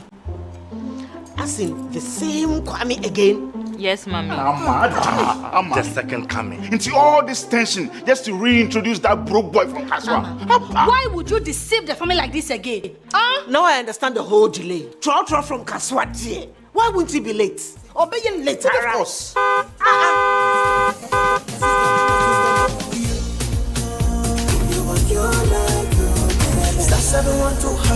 712 hash. Yeah. You go feel the luckiest. Coffee from Georgia be luckiest. From not the block, she be luckiest. Yeah, you go feel be luckiest. No matter why you're lucky. Everybody go be that luckiest. God, Kwame! Send your God down for boom. If you put it to you, so would the coming of the Son of Man be. Hey.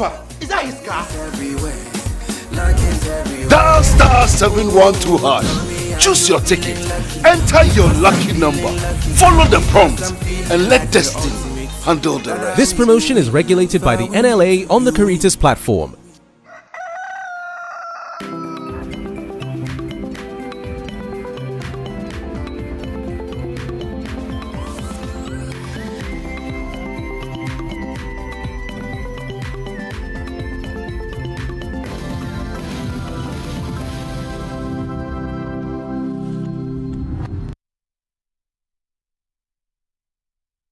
You're welcome back. Grateful that you stayed on with us. This is the news review segment on Breakfast Daily. Send us your thoughts, your comments, and contributions. There's a message here for me.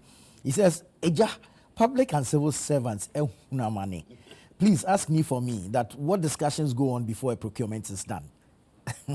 I think this is in response to What is that? I think this is his question is in relation to the fact that politicians don't sign the checks. We don't. Which And is that true. is obvious truth. No, but that, no, but you see, many people don't know this. Many people that is the minister who determines procurement. They don't know the entire process can go on without the minister Even knowing. True. If that was the case, ministers will not have problems like like it happened. I don't want to mention the with some. But is it? Let's look at this critically. I'm saying that our systems are not being used enough to be able to prevent these things from happening. I'm looking at system where we talk about gift mix, we talk about this, we talk about this. How come still people are able to bypass the system and get themselves involved in these infractions? Because there are too many. And you ask yourself, how were these monies paid if these things were not captured within the gift mix system? So I think that, seriously, the deterrent nature of the courts that the president had advocated for. And this morning, I think coming here, I listened to your sister station, the radio station, and there was a very good argument on this. That is getting to a time when we must review or reform our judicial system, and then say that, look, the Chief Justice should have a situation where you say that legally, no corruption case should go beyond 3 months when it appears in the court. I said this thing over and over. You understand?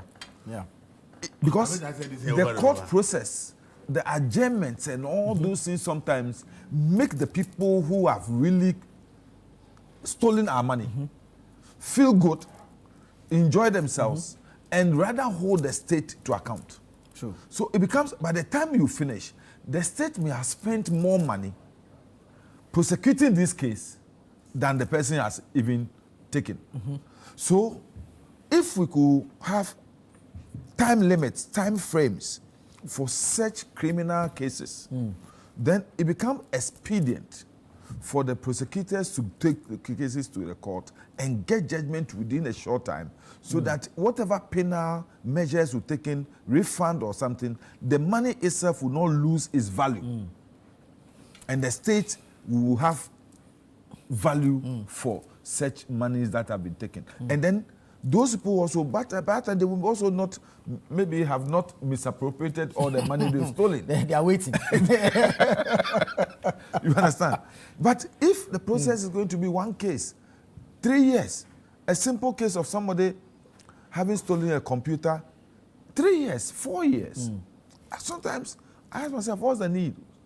What's the use? So I will agree, the courts should be set up, but there must be time limits and time spans for all cases that are prosecuted by those courts, so that we don't use the artificial delays within the processes to delay such cases and make the people feel good about this. I think strong deterrent measures must be instituted within our sectors, so that we will be able to prevent these things from happening. It's becoming too much. Obviously, a good system of accountability will serve as enough deterrent, because in this case, then the certainty of punishment is key. Of course. See, the Auditor General report, I have said it that the fight against corruption, one of the places we can easily start and give the public some confidence, the Auditor General report. Right. But I know government seems to be listening. But the Auditor General said it's also problematic, the way they capture the entire report. If you read the Auditor General's report very well, for the past 10 years, I've followed and read and analyzed. Truth of the matter is that when people now hear Auditor General's report, the perception that all the money there were embezzled. Truth of the matter is that it is not. And the politicians are doing themselves a lot of harm by creating the impression that everything captured in the Auditor General is a stolen money or is missing money. If you read every single Auditor General's report, I have done that. More than 80% of the money is not lost money, it's not missing money. It is one agency of government supplying something to another or giving another a loan to do something that has not been paid back. Right. Because the time to return or refund has elapsed. Auditor will capture it in its reports because it's what? It's not stolen money. But the date to refund or repay that has elapsed and it has not been done. So the report will capture it as what? There's a title for the report, I forgot. So it is not stolen money. So I have advocated that if you look at the report in detail, after they've done their work, they actually should be able to sit with maybe some criminal prosecutors, okay, and some few lawyers, and determine the cases that are actually criminal, that people actually stole the money. Right. And they do a separate report on that, and that one captures only people who have actually directly stolen from the state for prosecution. But see, the whole report is captured in a way that the things are in it bits and pieces. The irregularities. So non-refund or non-payment of the loan become an irregularity, but not the money that somebody has stolen. So, okay, so that's the difference between the irregularity and the misappropriation. Misappropriation. And the stolen funds themselves. So I have said that after your big report, segment the report. These are irregularities. Yes. They are loans. They are monies. Maybe ECG has given some items to Ministry of Energy. VRA is owed by ECG. They have not been able to pay. This is billions. Bui Power Authority is owed by ECG, has not been able to. Those are not monies anybody has stolen. It's debt. But because the time they are supposed to pay has elapsed and they have not paid, they become irregular. Separate that so that we know that maybe 15 billion of the amount are not monies that are stolen. Let's have that report separated. Then let's now go into the ones that people actually did not steal, but they actually failed on their duties. Somebody has died from work, has left the job. Somebody who is supposed to stop the salary has not stopped the salary. The money Did you hear the recent one? All the money. The hospital head has a staff who died. Yes. They went to the funeral. Exactly. They made donation to the Exactly. funeral, but they continue to pay salary to this person. Yes. Because you tell you that officially there's no documentation. Somebody was earning the salary. That's what I'm saying. So separate that, okay? That these ones are monies. And then the one that is actually criminal, where people actually did things. I think 3 years ago, 3 people were said to be working in a hospital. And the total salaries paid them for about 2 years to 3 years was almost 2 million. The auditor now was able to establish that those people don't even exist. Some people just put their names there and were collecting the money. And for about 3 years, they pocketed almost 2 million. Those ones are criminal. Do a report on the ones that are purely criminal. Right. And then that report is now given to the Attorney General that these people, and you see, the beauty of it that the Attorney General will not struggle much. Yeah. Because the auditors do a lot of work by getting all the documentation as to what has happened. So if you separate it and add all the evidence in terms of the documentation during the audit to Auditor General, it will be clear that these ones are criminal. And those ones, when you give the Auditor General to prosecute them, will be easy. If you take that step and you go to court and within short time start getting convictions, that's what people say that the government want to fight corruption. And I think it's the easiest way because we pay auditors when they go around, they are per diem, they are whatever, we are paying to go and audit all these institutions. And at the end of the day, the report says that we are not able to separate the criminal ones and prosecute them. And so what the president said, if it will work, it's not about the entire Auditor General report. It's about secluding and isolating the ones that are actually criminal. Sit down with attorneys and prosecutors, give them all the evidence, let them scan through and say, these ones we can secure convictions because they are pure thievery. And then they compile that, and then they can tell Ghanaians that 1 billion cedis of what is in the Auditor General is pure criminality, that people have stolen the money. Right. We have all the evidence, take them to court, you secure early convictions, and then that becomes a basis for people to realize that, oh, okay, then something is being done. Unfortunately, I've said it over and over here that no corruption case, especially the high-profile ones, should spend more than a year in any court. And I've said that it's because if it starts from the high court, okay, if after 1 year you are not satisfied, you have the right to go to an appeals court. It becomes 2 years if you spend another year there.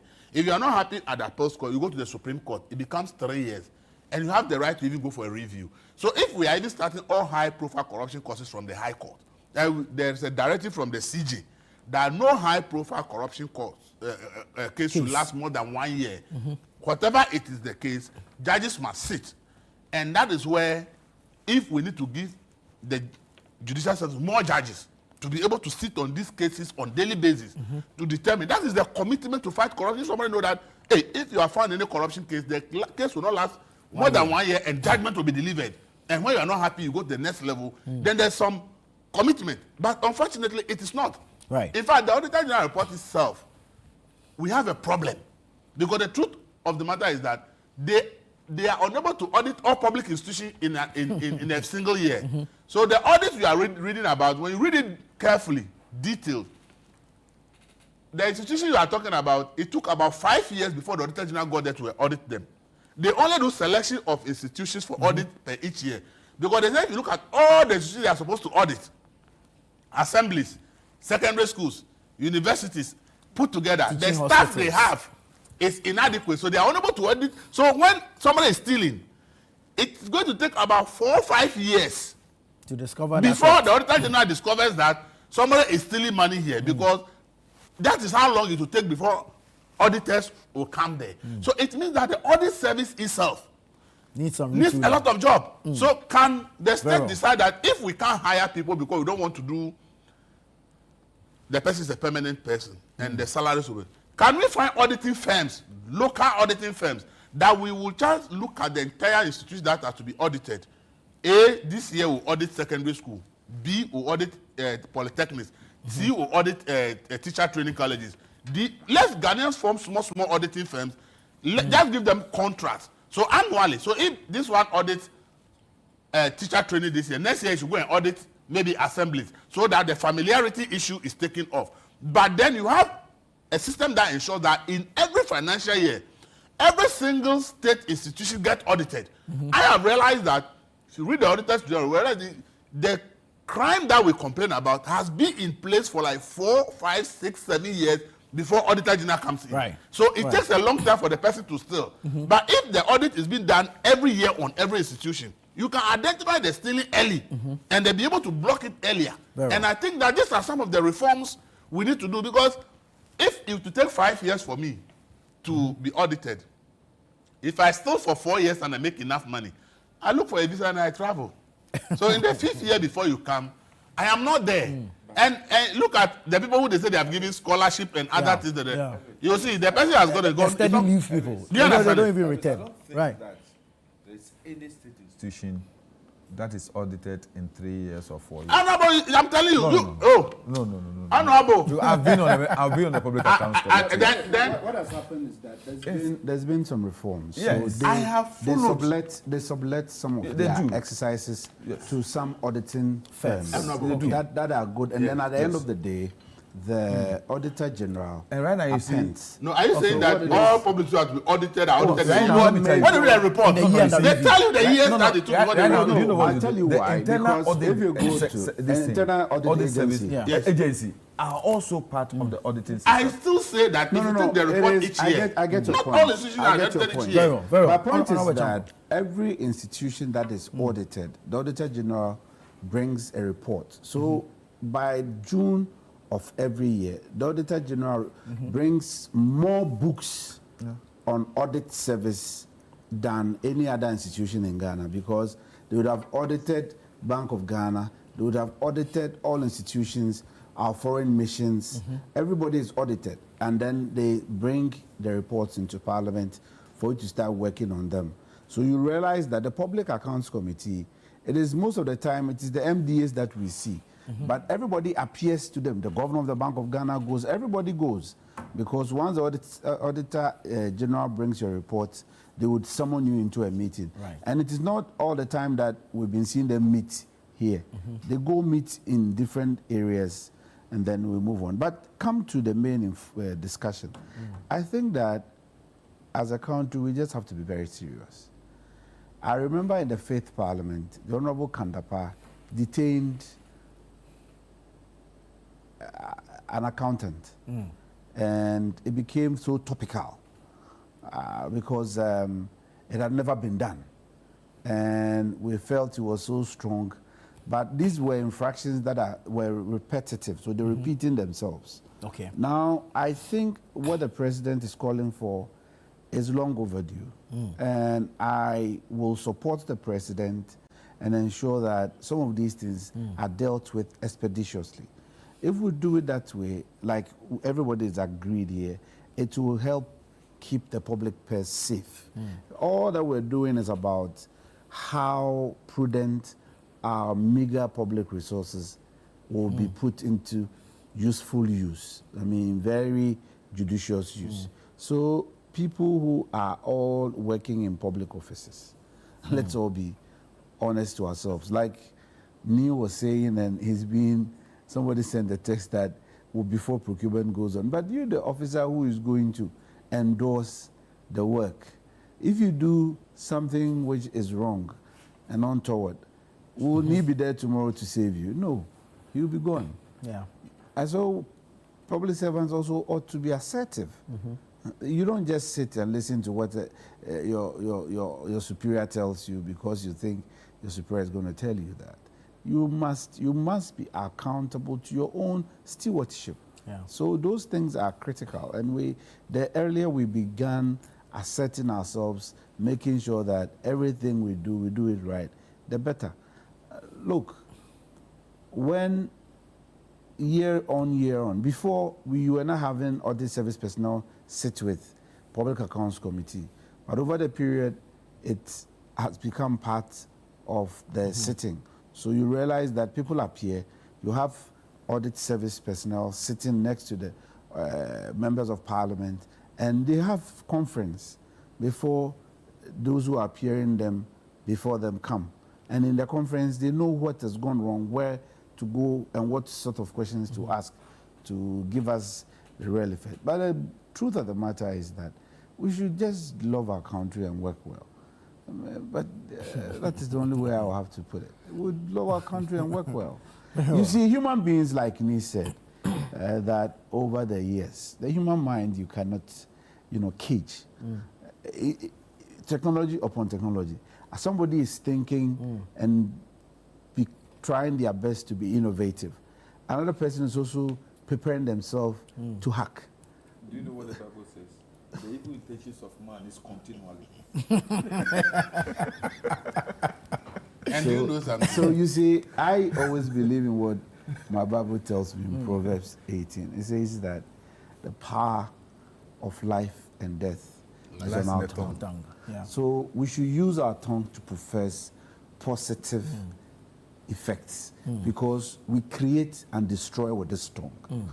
That is why I want us to preach more into the minds of posterity, those who come after us, that this country needs them, and it needs them positively. Because irrespective of me thinking positive on my right, another person will look at me and laugh, you are crazy. I'm coming to your left, and I'll make sure that I'll hurt you and hurt you hard. But you can't run away from the reality. That is the reality. But we need to profess more positivity and push that energy and let it permeate into more people. You can't get everybody being like you. But if we have majority and we are practicing democracy and majority believes in thinking right, I keep asking myself, you go elsewhere and you realize that the whole country, there's some level of discipline in the society. and we lack that. Yeah. What is the cause? It is by ensuring that we profess positivity and stick to what is right and observe what is right and ensure that we have enforced what is right. If nobody comes to my home, Nicodemously, to plead when I'm in office for another fellow who's gone wrong, and we can say, man, this one, you have to carry your cross. And we do so repetitively. But you see, unfortunately, if you live in Ghana like that, and you go out canvassing for people to come and help you, they'll say you are too strict. You are not correct. Right. So they will boot you out. Right. Look, let me make this confession. One of the reasons why I was booted out of office as a member of parliament from Mpraiso was that I was becoming a stumbling block from another group who wanted to go and do illegal mining in certain areas where they knew we had gold. And so together, they were putting themselves in force, and they said, when we take this guy out, next year we'll do it. When we take this guy out, they were campaigning. Unfortunately, some are not alive today, but I'm not perturbed about that. But the news is that that is how they got me out.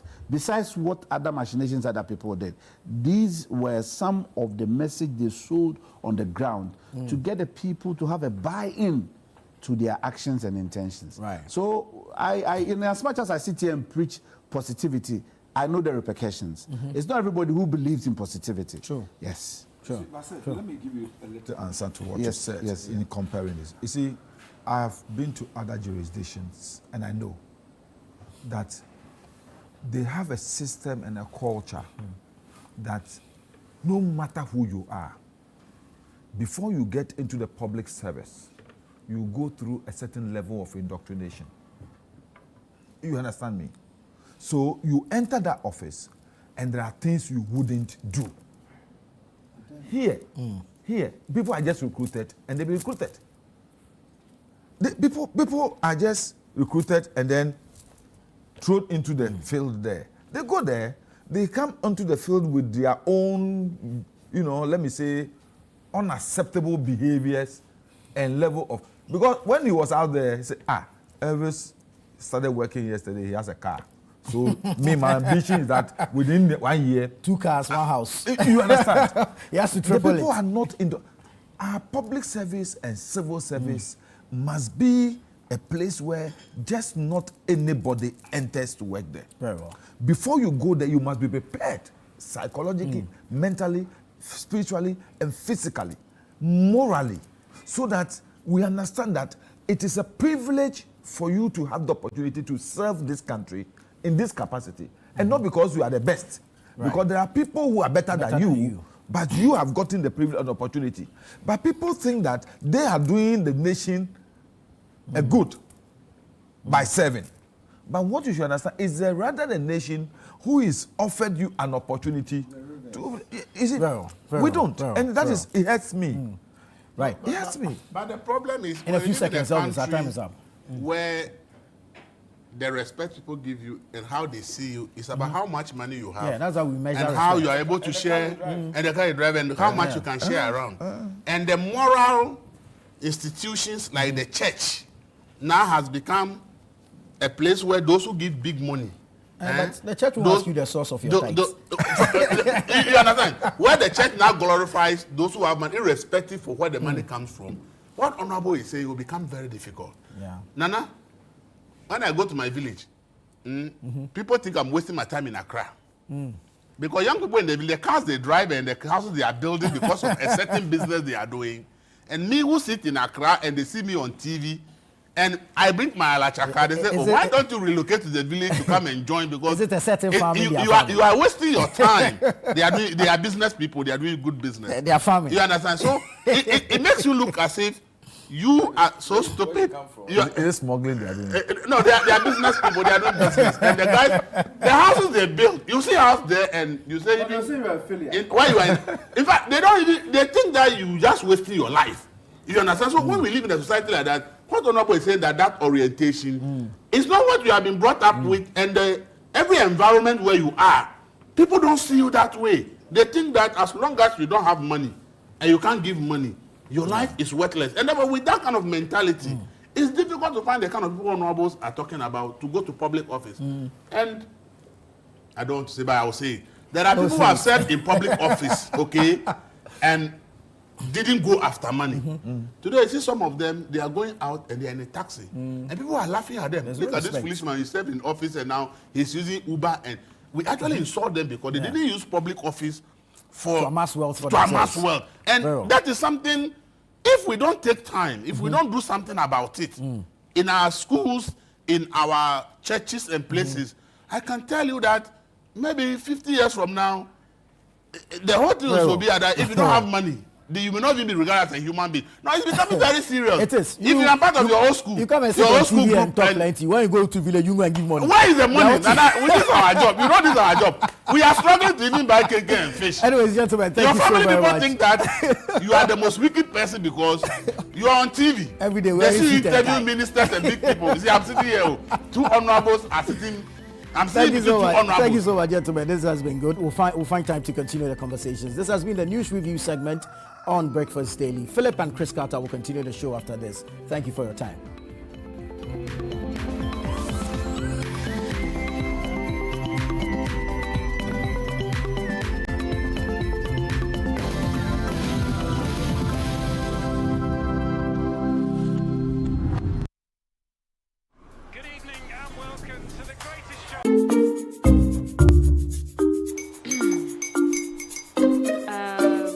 His uncle are almost here. Wait a minute. This one too, your friend Kwame. Wait, Kwame.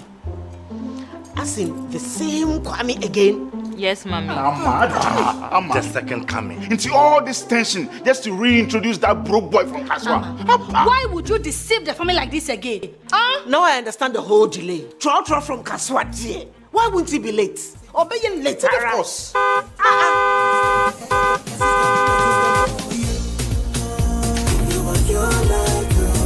Star 712 hash, star 712 hash.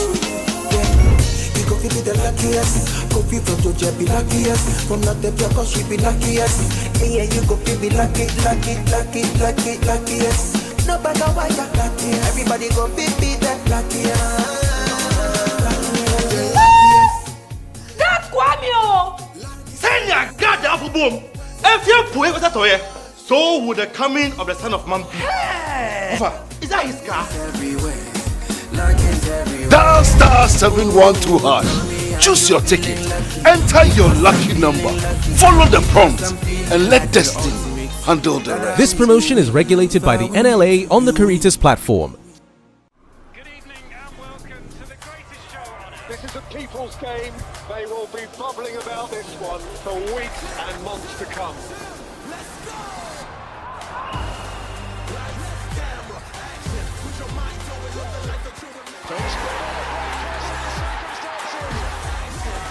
It's on SuperSport all season long. Pay your subscription today. Dial star 759 hash. Available on DSTV and GoTV. How may I help you today? We'd like to open a bank account.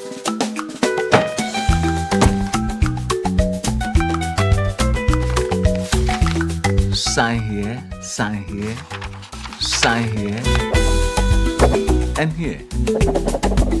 And now you draw direction to your house. I need your thumbprint. And I'll need your birth certificate too. No, I need the original. A lot has changed since you banked like this. So have we. We've made it easier than ever to open an account online and bank on the go through our mobile app, online banking, and more. EcoBank, a better way to bank your way. Sign here, and here. EcoBank, the Pan-African Bank.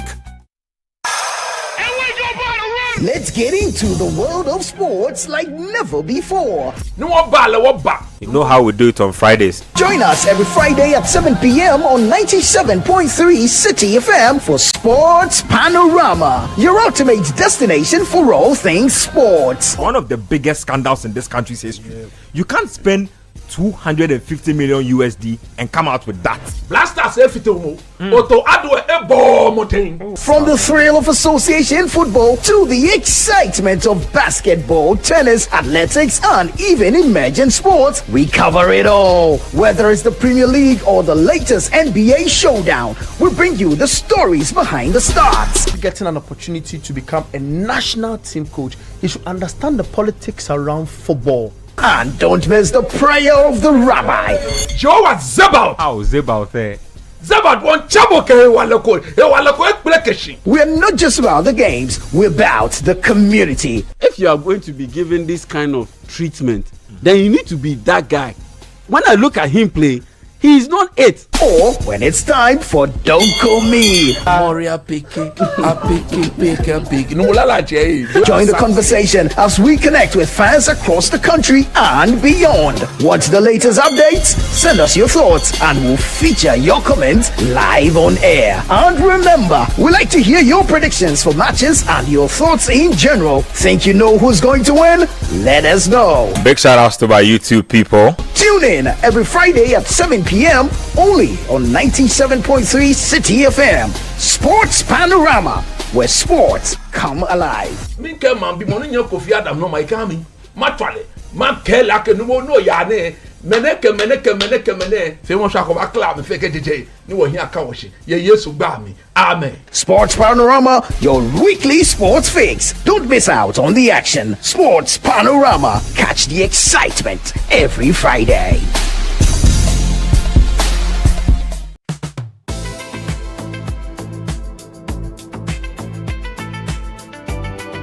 Panu yo, he a bands panu.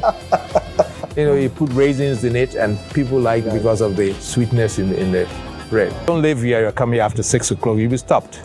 Wow. It's almost like apartheid in those days. Welcome to the legacy edition of celebrating the iconic Mike Egan, the Emperor. Watch the legacy interview of Mike Egan on Thursday, the 9th of October, 2025 at 6 p.m. only on Channel 1 TV.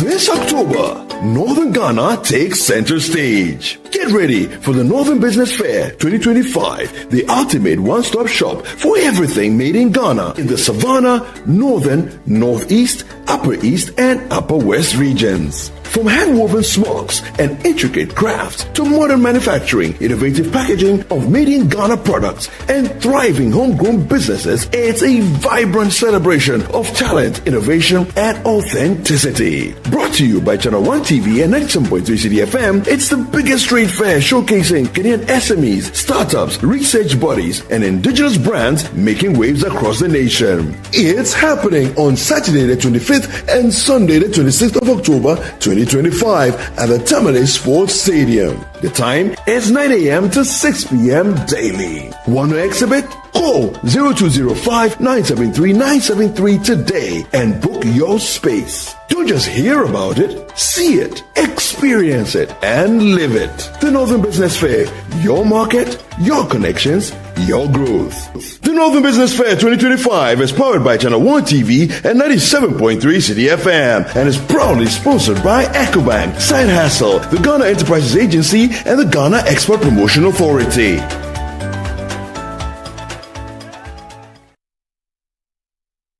Mr. Brampa, Yeah. complete these. Make hay. A noise. If you live in a glass house, Don't throw stones. when they go and get stuff, Walk. You say? Walk. Jesus ni mo bodo. Jesus. make hay. Hey. Make hay. Make hay. Okay? Hey. Complete these. Make hay. Hey. Complete these. Make hay. Eh? Make hay. Hey. Brother. Make hay. Hey. Make hay. Hey.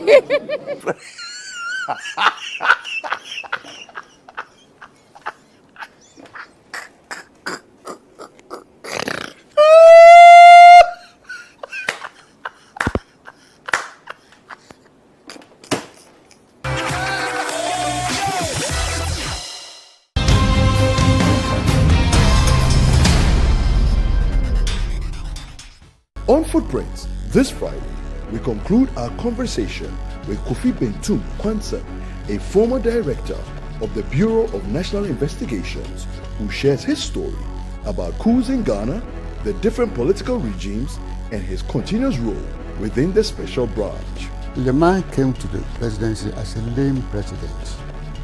Lame as in? Lame, ineffectual, not in full command. Somebody else. He was brought in again. Maybe should I go into that? As a surrogate. Around the end, toward the end of the 80s, crime became a major factor. Crime, yes. Crime. They decided that I should leave the BNI and go to the CID. But there was a bit of argument between Rawlings and Captain Chikata, who was the security advisor, and Mr. Ben Fojo, the coordinator. So I was called to the castle at about 11 o'clock. I was told to sit in the president's anteroom. 5 minutes, then we did nothing, which was very unusual of Rawlings. Then Mr.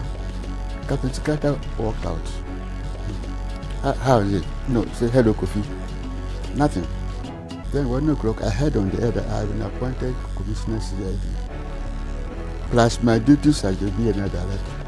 Footprints airs every Friday at 7 p.m. with a repeat on Sunday at 5:30 p.m. only on Channel 1 TV.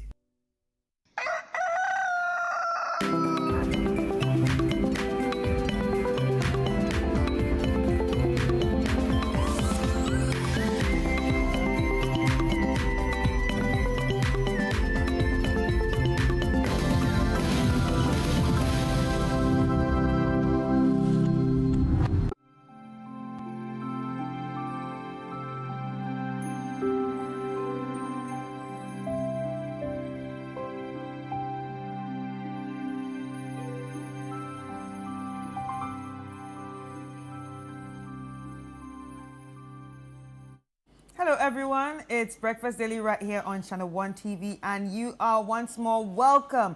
Remember that the show started at 7 o'clock a.m. with Nana Tufo Boateng. Now we are going to be taking you from now till 11 a.m. The show promises to be exciting, educative, informative, and of course, there are going to be a lot of interviews that you will be interested in. Anyway, my name is Chris Carter, and you are welcome. And my name is Philip Nilate. I'm excited that we are here today. You know why? Because of the Black Stars yesterday. Yay! That was a good one. I was jumping like, with the people in my area. 5 nil? Yeah. 5-0? 5-0. Were the people sleeping? Oh no, don't say that.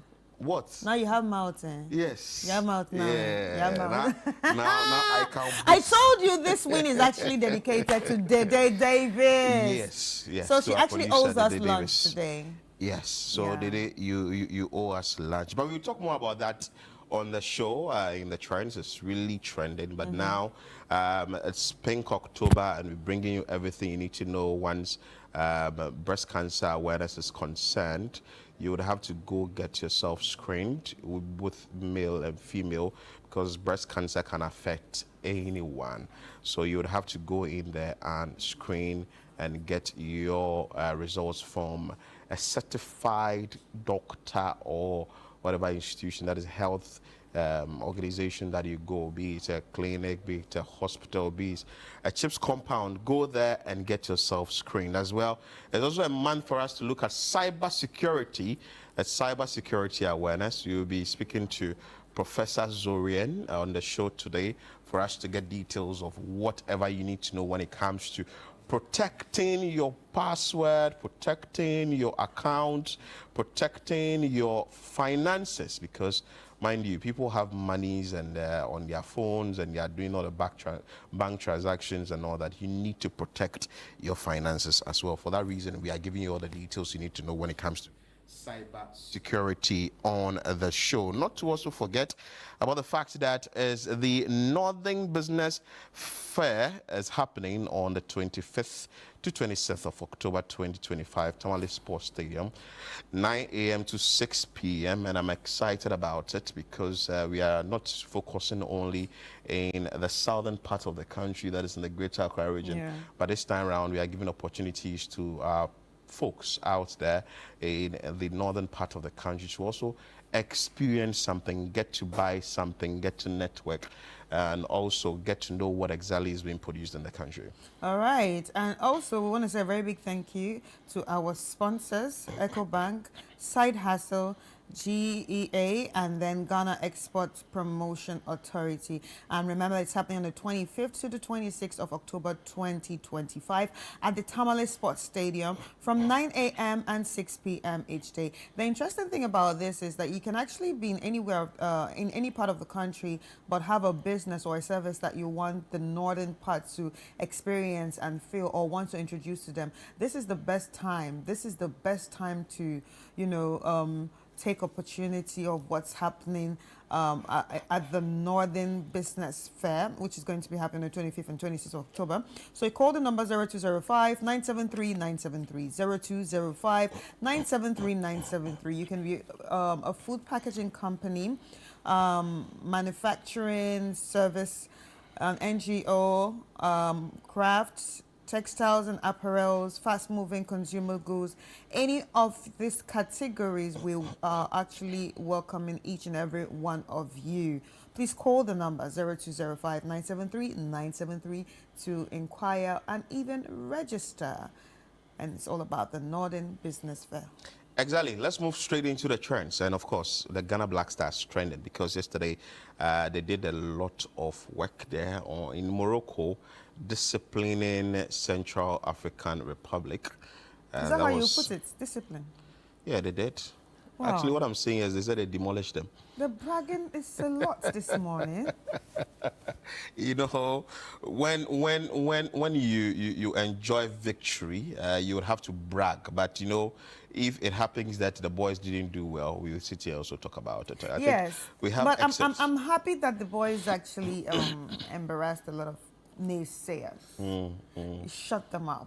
A lot of people that say, oh, the Black Stars, oh, they'll give us broken heart, they'll give us this, yeah. Actually. Yeah, even the Jubi on radio yesterday said that the Black Stars are heartbreakers. Also didn't hear the goals because ideally a Black Star Ghana match, you should hear people shouting, go, go. I didn't I think really because hear a lot of people didn't want to be disappointed. I didn't really hear also, I feel like a lot of people were not watching the match. Yeah, I actually didn't hear it. I actually didn't hear it because at the end of the day, people were just saying it was 5-0, 5-0, 5-0. It was on social media. And or now maybe Ghana, because it's Central Ghana Africa. has, but that is what you also thought of Chad.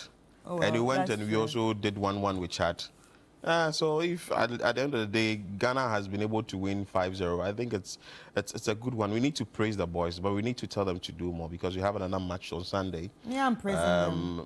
Ghana and Comoros. Comoros, that's a tough one. Of course. And Madagascar disciplined Comoros this Sunday. But it's the same Comoros that I think Ghana Madagascar played against too. No. Ghana played against Chad. No, some years ago. Oh, yeah, when Comoros did that to and then everybody was saying, oh, it's a small island, it's a small this, that they don't play football, not knowing that they eat football, sleep football, drink football. So this Sunday, it's I think it's at Accra Sports Stadium in the evening. We'll bring you details of that on the show. You would want to go in and support the Black Stars. Let's bring you comments, what people are saying about the 5-0 win. All is set for the Black Stars to break our hearts at the World Cup. I'm here for it. Well, is that what you're thinking? I think that we should just tell them that they've done well. They've done well. And this one said, negativity don't finish with our life. Yeah. Anyway. Yeah. Don't be negative. All of you that said Black Star will not win. That message was for you. Don't have negative mindset like that. All right, so Wells Adam says, what a solid performance. We will be there on Sunday, no matter what. Fire. As Nigeria won't be going to the World Cup, can my Ghanaian brothers and sisters just adopt me? That's the same thing I've been asking. I beg, adopt me. They should adopt you. Call me Ekia for now. Ekia Kata. Ekia. Oh, and you see how well it goes. Okay, we have another one here. We could have made it 10, but I can't prove it. Oh, really? Hey, calm down. Relax, Nigerians think the scoreline be virtual. I say I. But Nigerians aren't going, all right? We don't know until the next match, and obviously what is happening with South Africa gets a final result. Okay. So it all depends on what happens with South Africa and maybe the last match. Yeah. So I have a last one here. So ready. Oh, God, don't pack in things already. With his passport. Says it's ready. Yeah. Let's move. Yeah. All right, so that's a good one. Anyway, congratulations to the Ghana Black Stars for making us proud and, approaching the World Cup. Let's bring you a very sad one. Yesterday, there was a press conference held at the Accra Regional Police Command by the head of public relations for the Accra Regional Police Command, Juliana Obing, and this has to do with two nannies that tortured toddlers. Actually, they are twins, and this is a very sad one. But let's bring you excerpts of the press conference that was held. Let's hear from the police itself, and later we'll tell you what the general public is saying about it. Short notice. We have gathered here this afternoon to give you a brief on an unfortunate incident which we find a bit unusual. Now to the details. The Airport Divisional Officer here in Accra has arrested two nannies, Francisca Boachi, who is 30 years and a student nurse from Konongo in the Ashanti region, and Harriet Ansa, 31 years from Jasikan in the Oti region. These persons have been arrested for allegedly administering sleep-inducing drugs to their employees' 2-year-old twins, who are boys here at East Legon, Accra.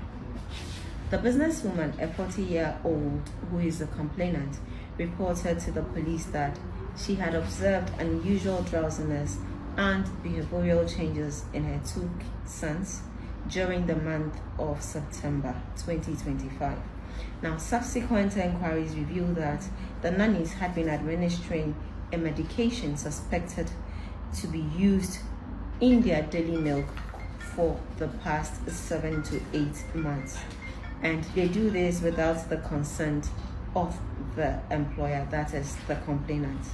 And this, they say, makes the children sleep for extended hours so they could attend to other house chores. Police investigations has further revealed that one of the accused persons, Harriet Ansa, who has administered to mixing the drugs or the suspected substance in the children's food, claims she inherited the practice from her colleague Francisca Boachi. She also confessed to subjecting the children to other forms of abuse, including hitting their heads with fire and calling them derogatory names such as chimpanzee, amongst others. Both accused persons have been working for the complainant for the past 8 months. A search conducted in the accused person's room led to the retrieval of 2 used and 4 unused trays of substances in sachet packs suspected to have been used in the acts aforementioned. Now, all of these exhibits have been retained for forensic examination. Both accused persons have since been cautioned, charged with the appropriate offences, and have been remanded into police custody to reappear on the 20th of October 2025. The Regional Police Command strongly condemns such inhumane acts against children and urges parents and guardians to remain vigilant in the supervision of domestic staff. Further updates on the case will be communicated as investigations continue. Thank you. Accused persons, and suspects, almost face it was live on TV.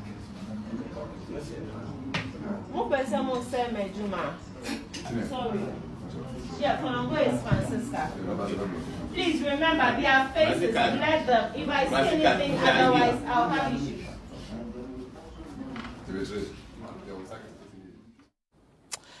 Now, I have a question.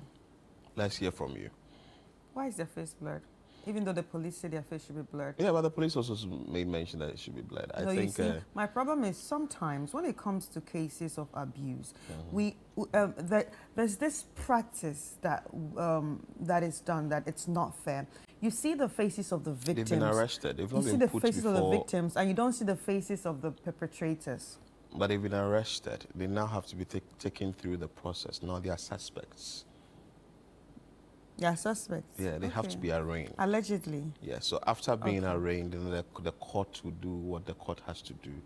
Then, whatever it is, then there will be either sentenced or whatever sanctions will be given out. Then you can now. And I've also realized their faces something. out there. In Africa, yeah, well, most times, it's like people who want to be nannies are not well trained to be nannies.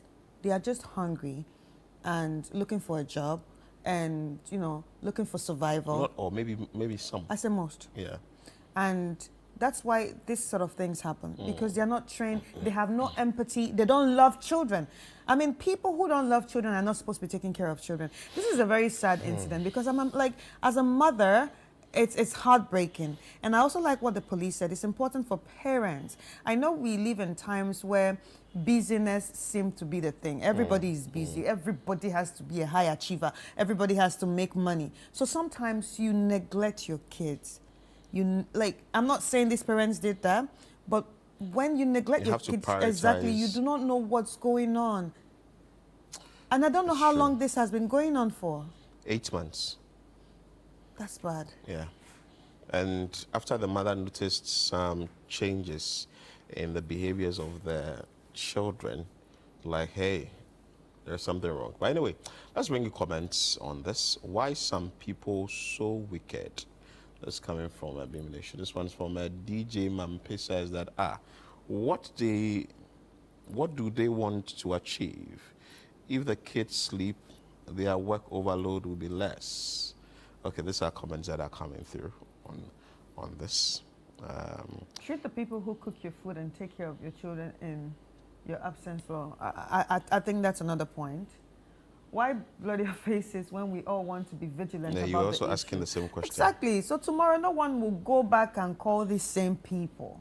Well, for like I keep saying, they are suspects, and someone has answered it too. So but yeah, as a human being, like we all have that anger in us right now that are making us ask, why blur your faces? Because you don't want to see. We don't want a situation whereby after this case is solved, right, or after this case goes by, these people are led back into society, and another person hires them.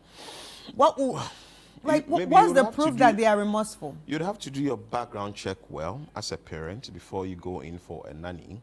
Two, by virtue of the fact that you say, oh, I have this niece, I have this auntie, this cousin who can help my children and all that, you need to also be careful about it. You need to fix some sort of CCTV cameras in your homes. You may not know what is happening. And above all, you, the parent, you have to prioritize giving time to your children, because see, like I said, whatever the word is, like you are looking after somebody, or somebody's taking care of your child for you. It's not like you, the parent yourself, taking care of your own child. So you would want to also prioritize that and sort of take care of your own child and know the behaviors of your child. Because this one, if the parent hadn't really taken notice of how my children are behaving, 2 years, I'm not sure they'll be that vocal and they'll be able to express themselves that well. But upon being very vigilant and observant, she's noticed that there were changes, and that's what led to this. Any Chris? Yeah, and I think to add to what you said, I'll also jump on top of one of the comments and that said, treat the people that work for you well. We're not saying this is what happens here, but it's also important to remember that the way you treat people can actually translate to how they treat your kid when you are not around. You wouldn't go insulting your cooks, insulting your drivers and your security men and all that. Your gardener. They can also reciprocate that you to vent your their kids. spleen on your children. Exactly. So I also think it's also very, very, very important to put it out there that, the way we treat people is very important. And I think there's something that they have in Nigeria. We just started, I think 2 years ago. there's this page dedicated to nannies. So the very bad nannies, they put it out there. They put their faces The there. blacklist them. Yeah. Anyway, let's bring you the video of the day.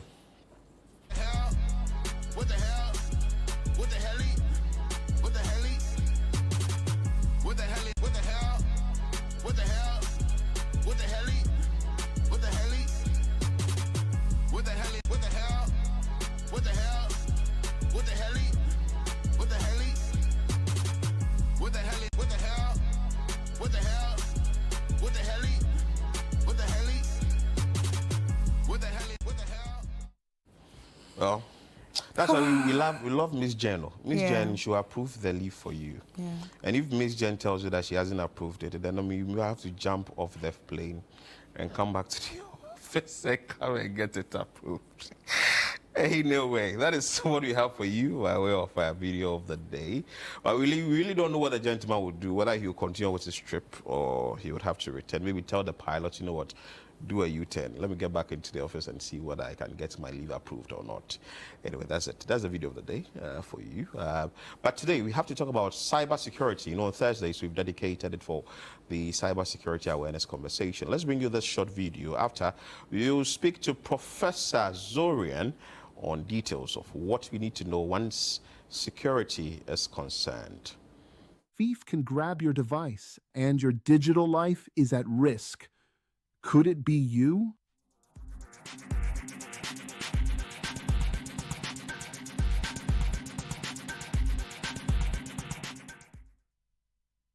Welcome to A Safer You, your guide to safer digital living, brought to you by Digital Unbounded and Channel One TV. Today, we're talking about something you touch every day, your phone, your laptop, your tablet. The little devices that hold your life, your chats, your memories, your money. You lock your front door to keep your home safe, right? But your phone, your digital front door, stays wide open. Leaving your phone on a cafe table, that's like leaving your wallet in the street and hoping for the best. Let's start simple. Your phone, your laptop, they're not just gadgets. They're valuables. Treat them that way. Never leave them alone in cafes, airports, or offices. If you have to step away, take them with you or keep them where you can see them. Use strong screen locks, like a password or a PIN, so if your device is stolen, nobody can open it easily. And if your phone or laptop has a Find My Device feature, use it. It's like a digital tracker that helps you find your lost device. Even if you're careful, things happen. Phones fall, bags disappear, screens die. Backups are how you breathe easier when life happens. Backing up means making a copy of your important files, photos, documents, contacts, and saving them somewhere safe, like in the cloud or on an external drive. The cloud is like a safe online storage place that you can reach from anywhere. Set your backups to happen automatically so you don't forget. And every once in a while, check that you can restore your files in case something goes wrong. Now here's something important. Backups don't just help if your device gets lost or breaks. They're your shield against something called ransomware. You know when a hacker locks your files and asks for money to unlock them? That's ransomware. But if you have a backup, you don't have to pay. You can simply restore your files from your backup and keep your money safe. Here's your action plan. Keep your devices close and in sight. Lock them securely with strong passwords or PINs, and back up your important files regularly. Don't give thieves or hackers the upper hand. Protect your devices and protect your data. Stay smart, stay safe, and stay secure.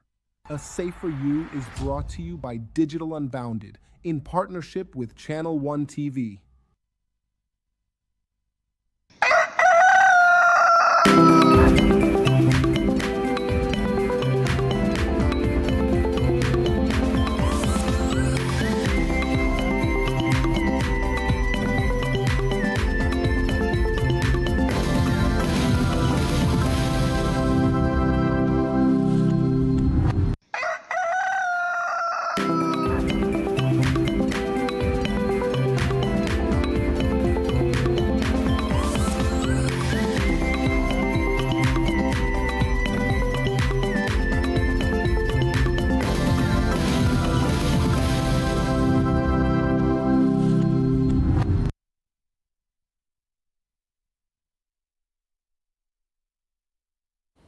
And of course, we've been telling you a lot about cybersecurity. You need to learn a lot when it comes to protecting your phone, protecting your password, and all that have you. Today, we're speaking to Professor Zorian Mitrovic. We've been talking to him for a very long time. He's the CEO for Mitrovic Development and also the Research Institute and the official expert of the European Commission Research Executive Agency. And as we speak to him here on the show, he's an accomplished and highly experienced professional with career spanning over 50 years in both industry and academia. His expertise include cybersecurity, digital transformation, the secure use of artificial intelligence, which has actually come to stay, strategic management of information system. He's also an official ICT expert at the European Commission Research Executive Agency, like we stated initially. Good morning, Prof. How are you? Good morning. Nice, thank you. And you? Good. I'm doing good. We are excited that we are having you again. It's a Thursday.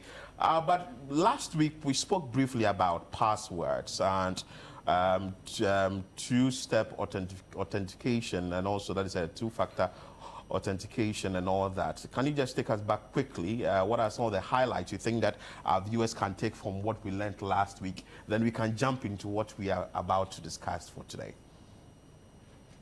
Yes, thank you. It's very good to remind our viewers about things that they should remember. So yes, first thing first, stop reusing password. It is like you using the same key for your house, your garage, and your car. So likewise, if one of your accounts is hacked, all your other accounts are safe if you use a unique password for each one.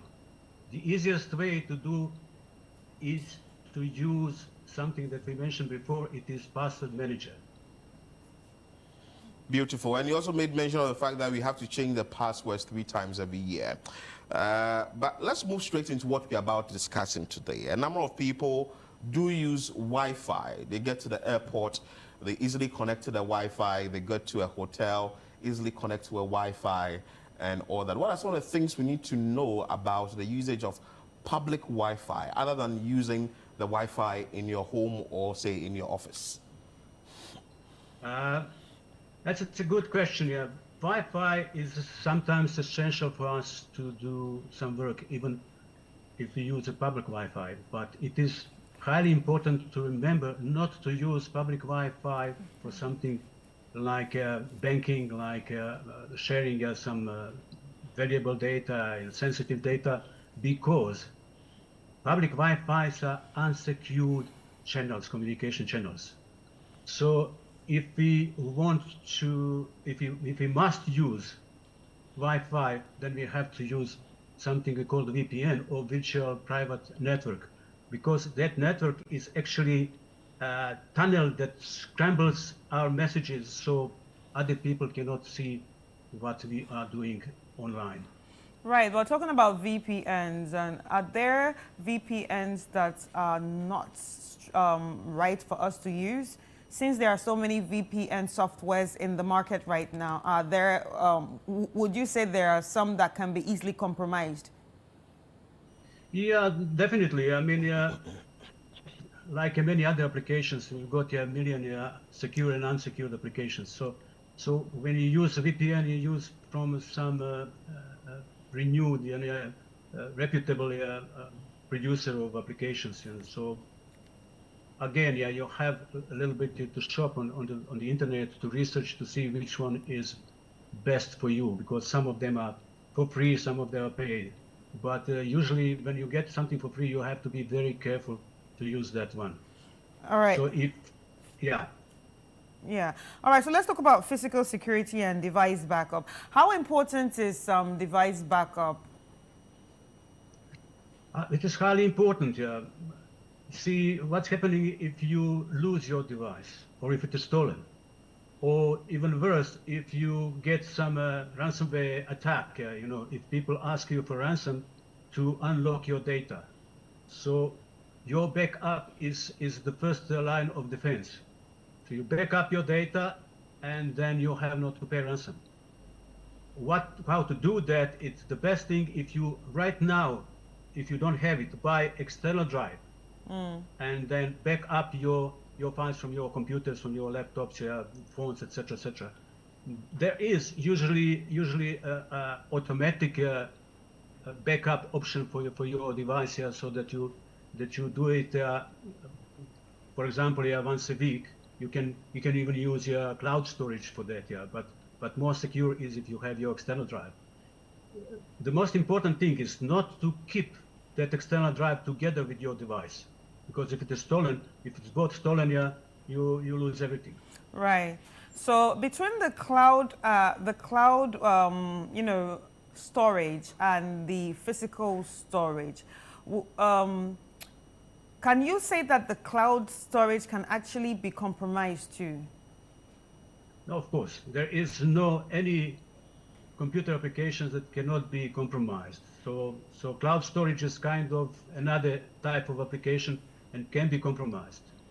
Okay. So again, it's better if you have your physical drive somewhere stored in locked away from people that can access it easily. Okay. And also, we've been using social media for a very long time. Maybe there are habits that people are sort of putting up, which is putting them at risk, and also sort of risking their accounts and all that. Can you highlight some of these habits for us and how best we could protect our accounts when it comes to social media? Yeah, excellent question. You colleagues, you're right. You're asking really right questions here. Thank you for that. So yes, the simplest change is to switch your social media profile settings from public to friends only or private. So it is highly important not to give people that you don't trust to give your private data. And also it's important to stop posting answers to some common cybersecurity questions. You have seen that, like your first car, your pet's name, or your mother's maiden name. Because what you're doing, if you post that, you are basically giving away the keys to your banking accounts. Wow. Never mind other accounts. Right. So what about permissions?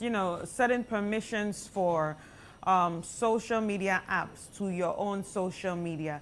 How important are these permissions? Are we supposed to accept all permissions or allow all permissions or not? Because some apps, when you want to download it, they ask for permissions to have info from your social media.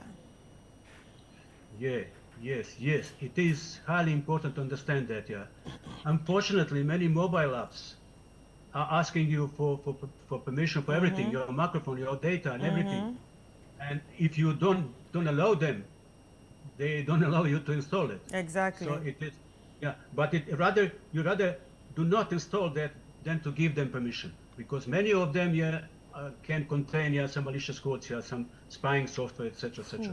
So better not to do that, and to be safe, than to install that because you like that application and that asks you for permission for everything. Wow. Okay. Prof, thank you so much for your time today. We've learned a lot in just a short period of time. And hopefully you'll be engaging us next week again. But before you go, any final words you'd want to give to our viewers before you take leave of us?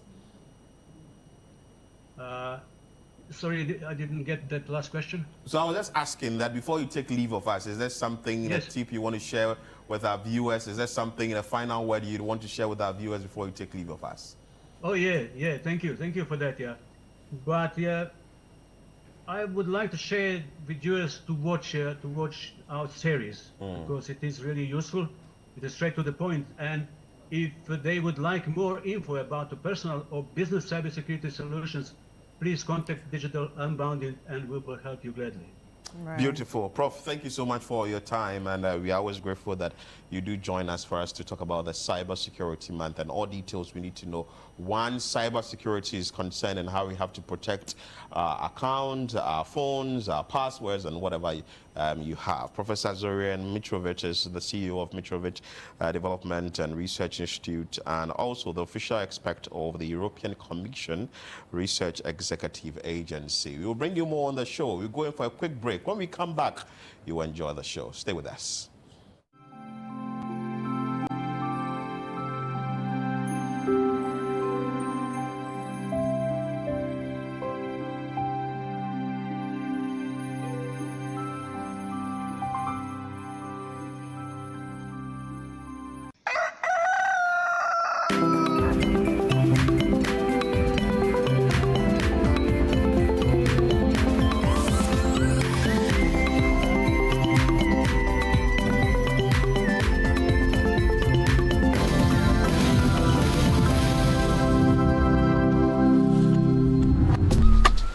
Life is a celebration of moments. Big and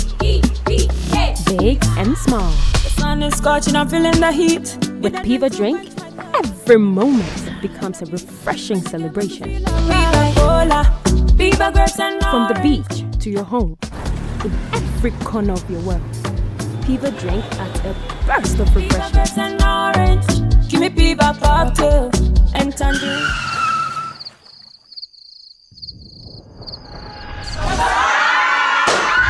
Celebrate every moment with Piva Drink. Refreshment for every occasion. Piva Drink, a taste you will love. P for Piva. This advert is FDA approved.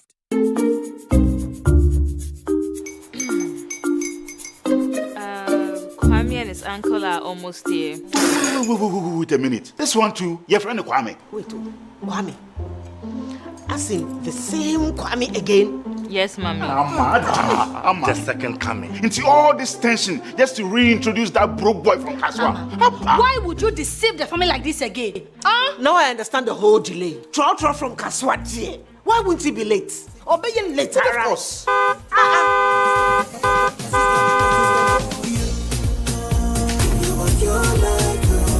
Star 712 hash, star 712 hash. He go be the luckiest. Kofi from Georgia be luckiest. From not the cause she be luckiest. Yeah, you go be luckiest. No matter why you're luckiest. Everybody go be the luckiest. That's Kwame! Send your God down for boom. If you're poor, what's that? So would the coming of the Son of Man be. Is that his car? Dial star 712 hash. Choose your ticket. Enter your lucky number. Follow the prompt and let destiny handle the rest. This promotion is regulated by the NLA on the Caritas platform.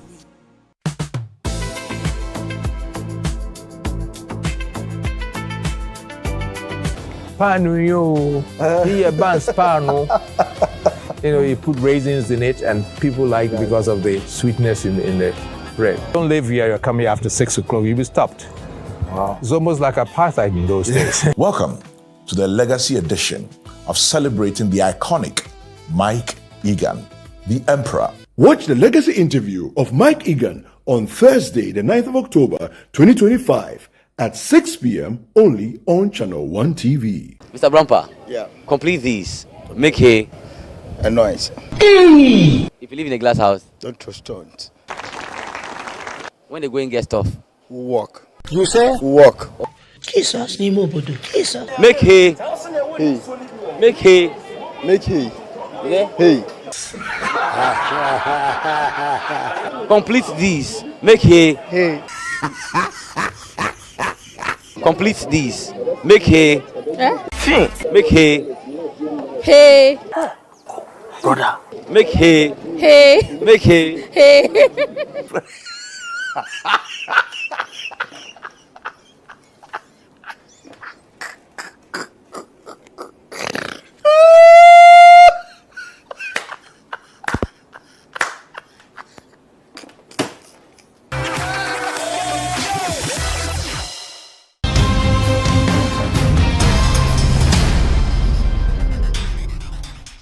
On Footprints, this Friday, we conclude our conversation with Kofi Bentum Kwanzaa, a former director of the Bureau of National Investigations, who shares his story about coups in Ghana, the different political regimes, and his continuous role within the special branch. The man came to the presidency as a lame president. Lame as in? Lame, ineffectual, not in full command.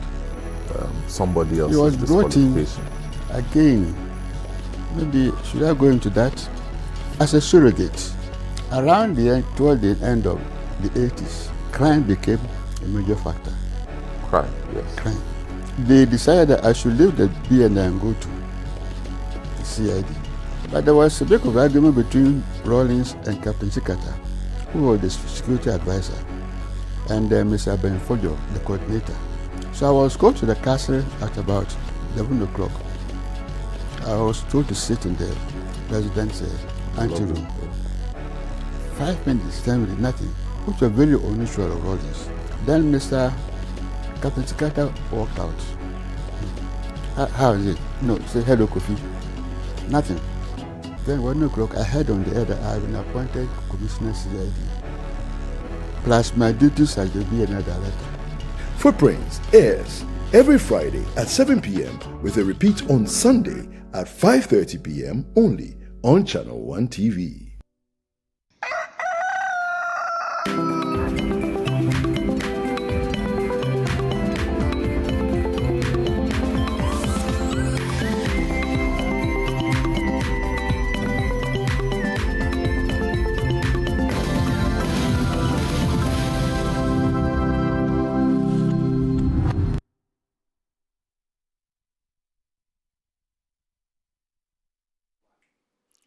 Ifemi, this love and borrowed memories I keep vigil aside for you, traverse home tomorrow. I know my love, in the name of love, forgive me. I cannot wait myself the truth I have to tell, that with time, my love, with time, love becomes a rebellious martyrdom, and where thou layest tomorrow, there will be mere of dreams of memories offered. Ifemi, this love and borrowed memories I keep vigil aside for you, traverse home tomorrow. And oh my love, in the name of love and of our future children, forgive me. I cannot wait myself the truth I have to tell, that with time, my love, with time I have known the remains of the summers we shared, still wax the despair in my heart. But oh my love,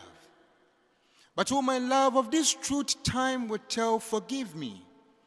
It appears this earth I met by my mother crept wounds of flesh into passions, intentions around my heart. I have been but just a man, somewhat trying within, not knowing where to put down these rented love scars I brought with us, toting in arms miles away from my parents' living room. Ifemi. But oh my love, of this truth time would tell, forgive me. It appears this earth I met by my mother crept wounds of flesh into passions, intentions around my heart. I have been but just a man, somewhat trying within, not knowing where to put down these rented love scars I brought with us, toting in arms miles away from my parents' living room. Ifemi, but oh my love, of this truth time would tell, forgive me.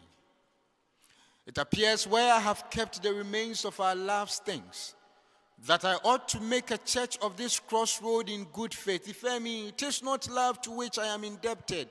'Tis not love to which I am indebted. I am just a man, I am just, I am. Life seems to lead me yonder, and the ways and how to swim of love escape me. Now without a doubt I know, my love is not all good, I need patience. Now without a doubt I know, my love is not all good, I need patience. But oh my love, of this truth time will tell, forgive me. Of this truth time will tell, forgive me. There comes a time I put my love on you without reservation. There comes a time, my love, how we are out of so many circumstances, and that will I gain notoriety for. That you did right by me. It is Odoyewu. It is Odona Eyeowu. It is Odoyewu. It is love that seems to make a fool of death with me. Ifemi, but oh my love, of this truth time will tell, forgive me. All right, there you have it from the Poetivist. Very interesting poem right there, Ifemi. I wonder who he's talking to. I wonder who actually inspired that poem. poem. But anyway, we're about to have an interesting conversation, especially if you love books, if you love reading, and you are just a literary person. We're going to be talking about Pejia, and it's about the literary festival that's going to be happening at the Goethe Institute right here in Ghana from the 17th to the 19th of October. Like, I was speaking to a colleague 2 days ago, and she's so excited about it because I know she loves book. Nimatu, if you're watching this interview is for people like you. All right, so in the studio with us is Martin Egblewogbe. He's the festival director of Pejia, and Elizabeth Johnson, the festival manager and of Pejia. How are you? Fine, thank you. How's everything? Good. Are we excited about this? Yeah. All right, so let's have this conversation. All right, so I'm going to be starting with you, Martin. Martin, for the people who are hearing about Pejia for the first time, can you explain how this all started? Yeah. So for the people who are hearing about it for the first time, I would first say that you shouldn't have been hearing about this for the first time, because this is going to be the 9th edition of Pejia. We've been running since 2017. And the whole idea at inception was to kind of create a platform for Ghanaian writers to interact with a wider foreign audience, and also to try and bring foreign writers who Ghanaians may be familiar with into the literary space. And so the whole idea of it was to create a 3-day fully featured festival where there will be events like readings, performances. We just saw Mr. Poetivis with his amazing poem.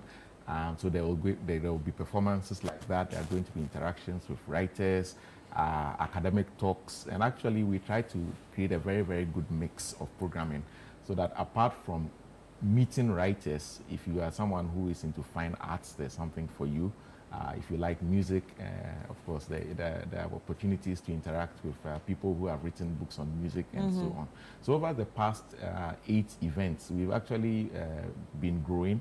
And it looks like this year is going to be our biggest yet. And so it's going to be a full weekend, starting from Friday the 17th, a full weekend of literary programming. At the last look at the events, we have almost 85 separate events that are going to be happening over the weekend. So there's something in there for everyone. All right, so Elizabeth, this is a festival that features hundreds of writers, publishers, artists, and academic in the writing industry, and all these people will be coming from different countries. So this year, what countries are we looking at? Oh, we're looking at countries like Nigeria, and I must mention Nigeria because they've been a very big part of the festival from its inception. We are looking at countries like Ireland, we are looking at the UK, we are looking at South Africa, we are looking at Liberia, we are looking at Senegal, we are looking at Italy. We are also looking at, I mean, there's so many countries that are coming together, but at least we have international guests coming from about 8 to 10 countries, yes. And definitely, when it comes to Ghana, we are pulling writers and literary activists and practitioners from all parts of the country. So people coming from Bolgatanga, from Takoradi, from the Volta region, and of course, the biggest scene is in Accra. Right, so yeah, it's so, a big pool. Yeah. So how important is this sort of festival to Ghana? Well, you know, literary festivals are very unique in what they do for the literary industry. It's a convenient point for everybody who is invested in the entire book chain, you know. And so for a writer, a literary festival is key because it allows you to meet publishers. It allows you to meet people who would be reading your work anyway.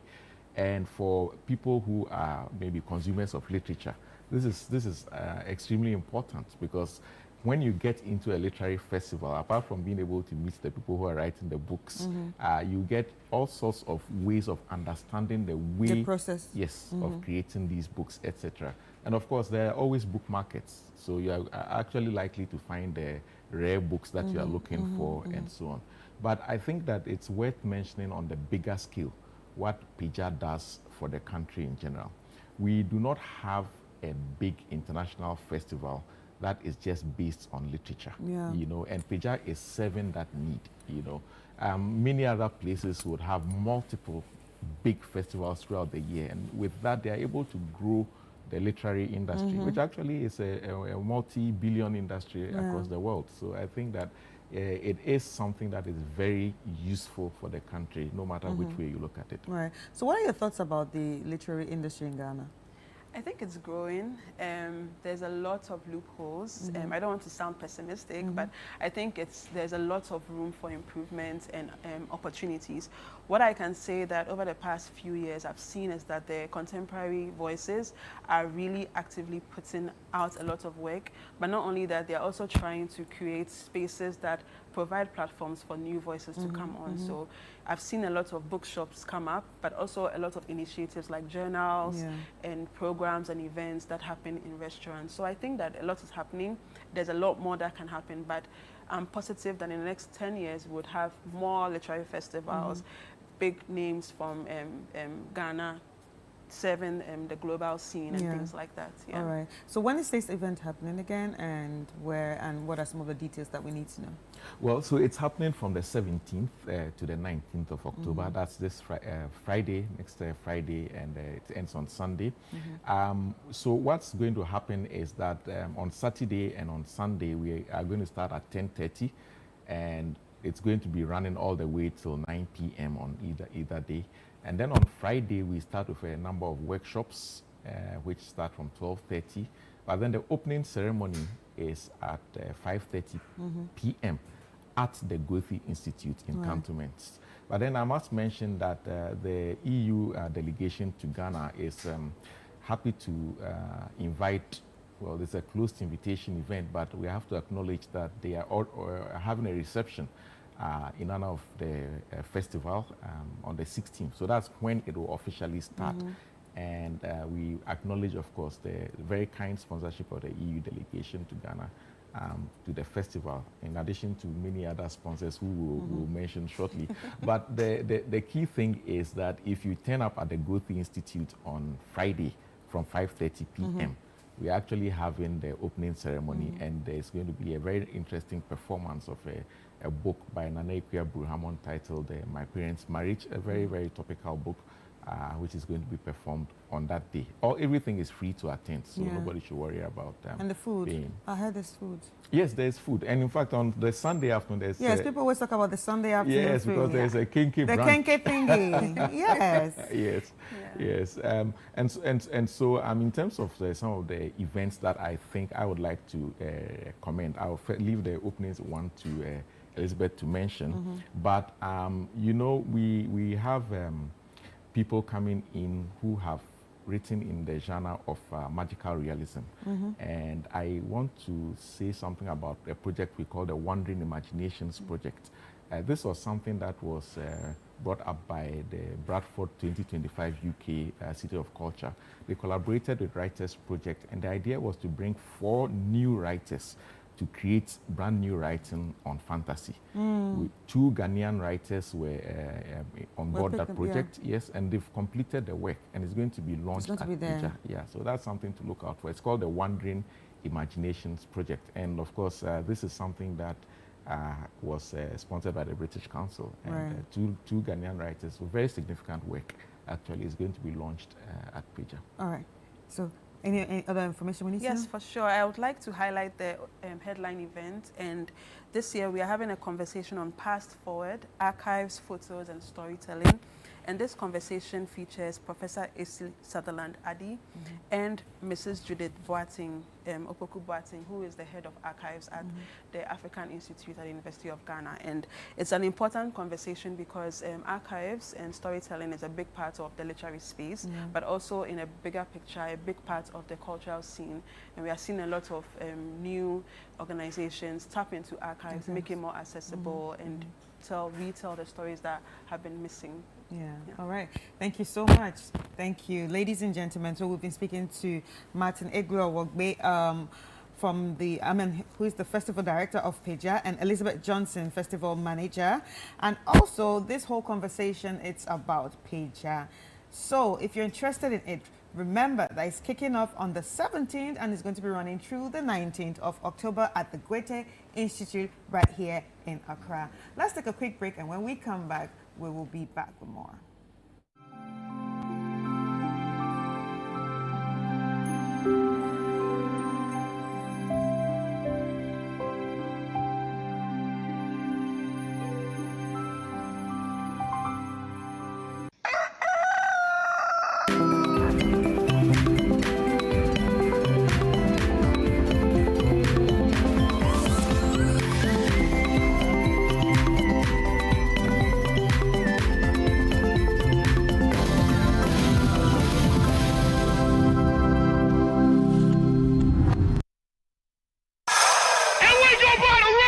get into the world of sports like never before. You know how we do it on Fridays. Join us every Friday at 7 p.m. on 97.3 City FM for Sports Panorama, your ultimate destination for all things sports. One of the biggest scandals in this country's history. You can't spend 250 million USD and come out with that. From the thrill of association football to the excitement of basketball, tennis, athletics, and even emerging sports, we cover it all. Whether it's the Premier League or the latest NBA showdown, we bring you the stories behind the stars. Getting an opportunity to become a national team coach, he should understand the politics around football. And don't miss the prayer of the rabbi. Joe was Zebaut. How Zebaut there? Zebaut won Chaboke. We're not just about the games, we're about the community. If you are going to be given this kind of treatment, then you need to be that guy. When I look at him play, he is not it. Or when it's time for Don't Call Me. Join the conversation as we connect with fans across the country and beyond. Want the latest updates? Send us your thoughts and we'll feature your comments live on air. And remember, we like to hear your predictions for matches and your thoughts in general. Think you know who's going to win? Let us know. Big shout outs to my YouTube people. Tune in every Friday at 7 p.m. only on 97.3 City FM. Sports Panorama, where sports come alive.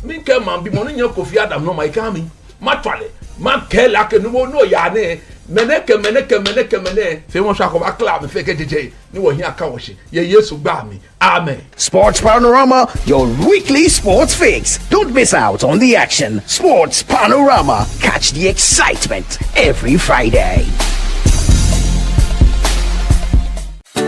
This October, Northern Ghana takes center stage. Get ready for the Northern Business Fair 2025, the ultimate one-stop shop for everything made in Ghana in the Savannah, Northern, Northeast, Upper East, and Upper West regions. From hand-woven smocks and intricate crafts to modern manufacturing, innovative packaging of made-in-Ghana products, and thriving homegrown businesses, it's a vibrant celebration of talent, innovation, and authenticity. Brought to you by Channel 1 TV and 97.3 CDFM, it's the biggest trade fair showcasing Kenyan SMEs, startups, research bodies, and indigenous brands making waves across the nation. It's happening on Saturday the 25th and Sunday the 26th of October 2025 at the Terminus Sports Stadium. The time is 9 a.m. to 6 p.m. daily. Want to exhibit? Call 0205-973-973 today and book your space. Don't just hear about it, see it, experience it, and live it. The Northern Business Fair, your market, your connections, your growth. The Northern Business Fair 2025 is powered by Channel 1 TV and 97.3 City FM and is proudly sponsored by EcoBank, Side Hustle, the Ghana Enterprises Agency, and the Ghana Export Promotion Authority.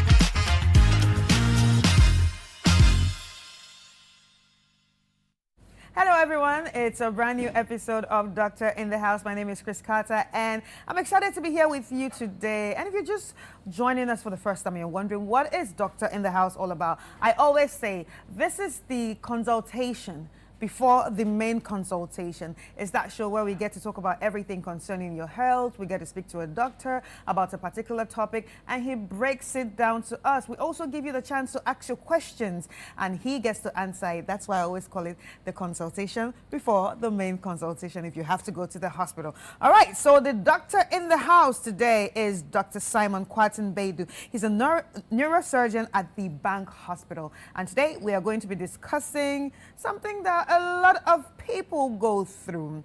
Does it come with age? Does it come with our sitting posture? And how bad can it be? And how worse can it get? Anyway, we're talking about back pain and the management of back pain. So if you have any question concerning your back pains, if you're going through any back pain right now, just let us know via the WhatsApp number on the screen, and the doctor will get to answer all your questions. All right, so let's get straight into it. Hi, Doc. Hello. How are you? I'm great. You're Yourself? welcome. How are you doing? I'm fine, thank you. Doc. Okay. Thank you so much for having me here. All right. It's a pleasure, Mhm. and we hope that our conversation will be quite educative for the general public. Yeah. All right, so let's get into it. Back pains. A lot of people get back pains. How does it start? Okay. So for us to be able to talk about back pain, I'm a neurosurgeon, so we will take it from a neurosurgical perspective. There are back pains which more or less come from orthopedic nature, vascular nature. You could have it from even renal function, or when I say renal function, I mean renal conditions like stones and bladder. That's the kidney and stones. Yeah. So now we are going to concentrate more on the spine. Right. And your question was, how does it begin? Well, for statistics, let's begin with that. 4 out of 5 people would have back pain in their lifetime. So 4 out of 5? 5. That's a lot. Yeah. It's almost like everybody. Almost like everybody. And why do we have that? Now, because of our way of life, even how you are seated now, your posture is something that's going to give you postural pain. Oh my God. So you're So going the to way have I'm like a sitting back- right now, it's yeah. a problem. All right, so how do I need to sit? No, you need to sit as I'm seated. Sit upright, make your back Okay, straight. and put my leg That's like that? Yeah. Okay. That's one of the basic ways we could start by So do I need to helping lean? our patient. No, you should make your back straight. My back That's- straight, yeah. okay. That's the most important thing. All right. Because majority of the problems we have with the back pain, they are wear and tear of the spine. Wear and tear. Yeah, that's what we call spondylosis, Mhm. right? That's just the basic explanation for Mhm. our viewers to be able Yeah. to get it. And it comes mostly also as a result of aging, what we do, our lifestyle. In Ghana, you see we have something which is quite common, like head loading. We carry things on our head, we Carry lift things on the head, yeah. And these are all things which lead to we having back pain. So how does the carrying things on your head actually affect the back? That's Okay. your head and that's the back right Okay, there. so let's look at the spine as a structure, right? The more you put a lot of load on it, the more it's taking the load. So the load increasing is what causes the problem for the spine. Wow, wow, wow. And we have people, let's say, people who sit for long, like drivers, let's say these auto mechanic guys who lift engines and all those things. They are lifting things and they're supposed to use equipment to lift them. Unfortunately, we do it manual because in our part of the world, we do not have a lot of sophisticated equipment. So we do these things and we come back. Right, you know. right. So talking about heavy loads, most of us go to the gym, and right now it's been said like, oh, try to lift. It helps you. You know, it helps you in different ways. Now, lifting also requires heavy loads. So will that cause us some back pains? And if that will do, what are the right ways that we should? What are the right things we should do when it comes to lifting? Okay, so first things first, to go to the gym, I think it's quite an important step every one of us should be doing. You get healthy.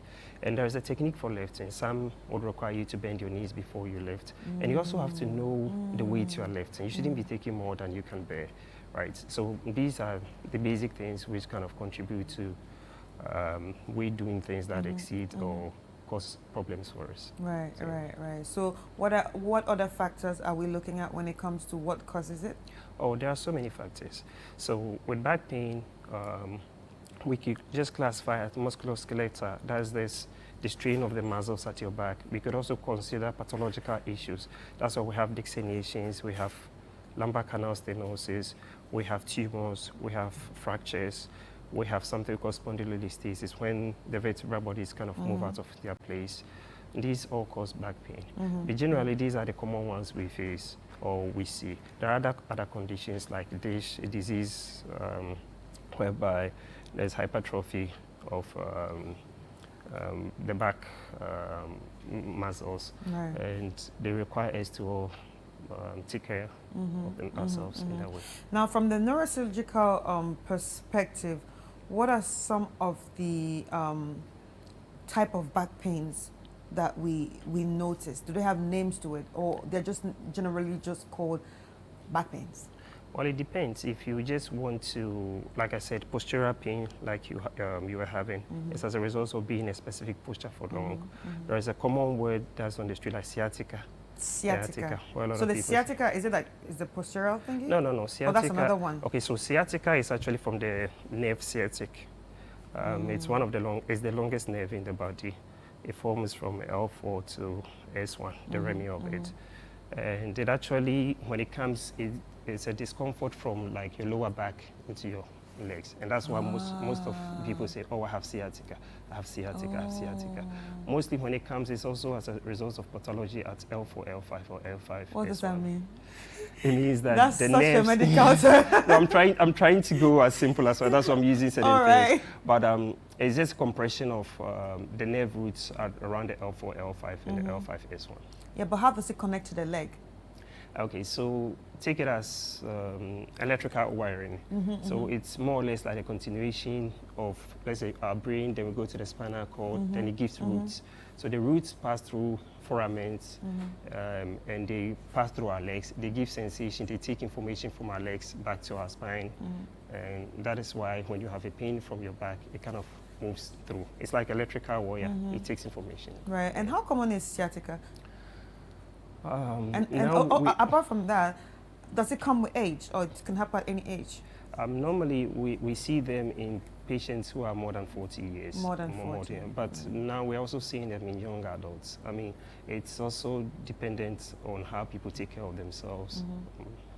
So what can cause it? Oh, it's just compression of the nerve roots. And that is because a disc might have probably moved out of its place, or somebody has put on so much weight that is putting a lot of pressure on the spine itself, causing movement or spondylosis, or even trauma causing that. Can it be fixed? Yes. Majority of the cases, it can be fixed. And the interesting thing is, in around about 80% of the cases, they don't require us to do even surgery. They can just come for medication, physiotherapy, or an epidural steroid injection, and they really do work. And it goes back to, No, the disc doesn't go back. It doesn't go back, it's just about managing. It's just about managing. So we can't put the discs back? No, it depends. Some of the discs would require us to go do surgery, do something called microdiscectomy. Some would require us to do just conservative management, and they will still do work. Okay. Interesting. And there's another one called spinal spondylosis. What is that? That's why we began by saying that it's more or less like a word. Spondylosis is actually a Greek word. So it's just as we grow older, we have some degenerative changes happening in our body, and this also occurs at the spine level, and this is what normally we call the spondylosis. But can it be can it be avoided? Like, can you do things that will make you not have spondylosis?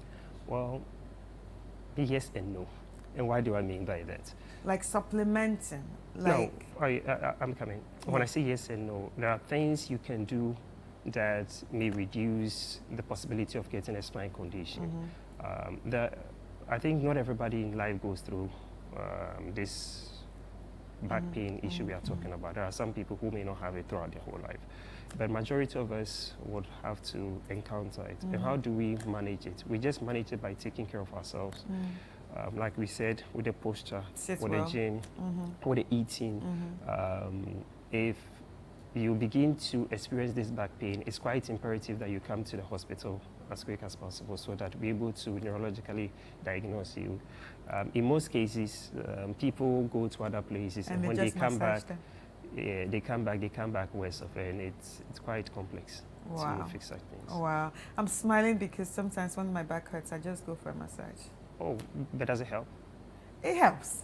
Yes, so it could be as a result of musculoskeletal pain that you're having. That's the distress of the back muscles. And these ones will go. But if it's more pathological, if it's a disc, or it's a tumor, or it's an AVM, or it's something else, we'd have to look at it. Right. So now talking about, all those things that you just mentioned, at what point should we tell ourselves, you know what, this is more than a mere muscular, thingy going on, that it could be serious? what are the symptoms that will let us know that, you know what, nah, I just can't continue this massage thing again, or I probably just can't continue just by cracking my back? Because sometimes we have this behavior of people just cracking your back for you because of what we see on the internet. Do you understand? So at what point do we say, okay, no, let's go to the hospital? Okay, so when you have a back pain that is more than 2 weeks. More than 2 weeks? More than 2 weeks. Let's say you've been taking these ointments, DPs, and you still feel like it's in. Yeah, I have then to you think. have to really go. And the issue about going to places for massage is a good thing. But the most important thing, we have to know what is really wrong with you. Inside, yeah. Let me give you a practical example. If you have a spine tumor, right, or you have a vertebral body which has been destroyed or compromised, and you have somebody trying to align it, not knowing what is actually there, I think that they will end up doing more harm than good. So if you see a doctor, you do the imaging, you are assessed for some time, and you come to a point of conclusion with the doctor that this is something that will require you to do massage, then it's far. That's a good thing to do. All right. Rather than that, just going to places for your spine to be aligned, to be massaged, I think it's something that the general public should look at it critically, because at the end of the day, you end up getting yourself anywhere. There are other signs also one should pay attention to. When you have persistent pain, normally we grade pain on a scale of 1 to 10. Right. So 1 being the lowest, 10 being the highest. So persistent pain, which is more than 5, it will require you to seek prompt medical attention. Right. And we just say back pain. But sometimes you can have the back pain and you have weakness in your legs. The powers in your legs will be very reduced. Sometimes we have conditions where people will not be able to urinate or even defecate, constipation and all those things. These From are a what back we call, pain? Yeah, we call red flags. So when these things come... From a back pain? Yes. You can't urinate and even use the toilet? It's because there's compression on the nerves. Oh. And when there's that severe compression, you need urgent medical attention. Wow. Wow, wow, wow. Now, as a neurosurgeon, I'm sure there are people watching you right now that are probably in medical school and maybe even studying neurosurgery. How do you actually diagnose the, cause of a back pain? Okay. So when a patient comes and talks to us about back pain, the most important thing for us to know that whether it's neurological or it has another pathology. So if we do something called Clarkin, you examine the patient, you're able to find out what is actually wrong with the patient. Then you step up with imaging or sometimes some labs. And based on the imaging, that's why you're able to take a concrete decision, whether to do conservative management, put some medications, to do epidural steroid injection, or to think of surgery. We're talking about epidurals. When we talk about epidurals, it's for women in labor. No, this is a different it's for type women of, in labor. It's a different type of epidural. Okay. The one women have at labor, it's more or less like short acting, so that it's done for the patient and you deliver. But this one is able to stay and give a better relief up to sometime up to 6 months, sometimes up even to 6 more. months. Oh wow! Yeah, to relieve that. All right. But it's a temporal and measure. It's the same way. I mean, the same way. It depends on how it's given. Some can go a little bit lower. Around a place called sacral hiatus, we inject it there. It depends on where the pathology is and how you are being guided. Now, let's talk about our beds. Do our beds contribute? They do. Back They really pain? do. They really do. One of the things that we should really pay attention is how we spend our evenings or our nights. When we have good beds, at least we're able to wake up without feeling back pain or stressed or all those kind of things. So our beds should at least be firm. And it's not only about bed, it's also about the chair you use at work. The chair you use at work? Yeah. Because if you don't have a chair that supports your spine very well, you end up working for an institution or organization for that long, and later, as you're going on pension, you are going back with back pain. And we see a lot of patients in the bank hospital who come. They are mostly sedentary workers. They sit for long hours. They come and we have to help them get better. Wow. That's interesting. And what about our pillows? Do pillows also contribute to that? It depends. I mean, some have orthopedic pillows, which are quite essential. But does everyone need an orthopedic pillow or an orthopedic mattress? I wouldn't say everybody needs it, but if you have it, it's a good thing. Right. All right. And do kids get the same pain, or it's only, say, adults? It depends on the pathology presenting. let's say there is a pathological AVM, right? If it happens in the back for a child, it could also mimic those things. But majority of these back pains are as a result of age-related wear and tear degenerative process occurring, and it comes with adult, like about 40. Right. So in all your years of practice, has it been more of managing the back pains that are presented to you, or it's been more of surgery? The truth of the matter is surgery. About 15 to about 20% of our patients require surgery. Okay. Majority of them require Just conservative management. management. Is management expensive? It depends on the pathology at present. Because if it's just a normal back pain and it wouldn't require surgery, medications can be rating, physiotherapy can be encouraged, in the stream, and an epidural steroid injection can be put there. Right. And we observe the patient for some time. Right. What The about issue nerve is- blockers? That's something I was talking about, the epidural steroid injection. Oh, okay, so it's a block- epidurals, steroid whatever injection. is a It's nerve block, blocker. yeah. Say it again, epidural what? Steroid injection. Epidural steroid injection, so it's a nerve block. Yeah. So basically you don't feel the pain again.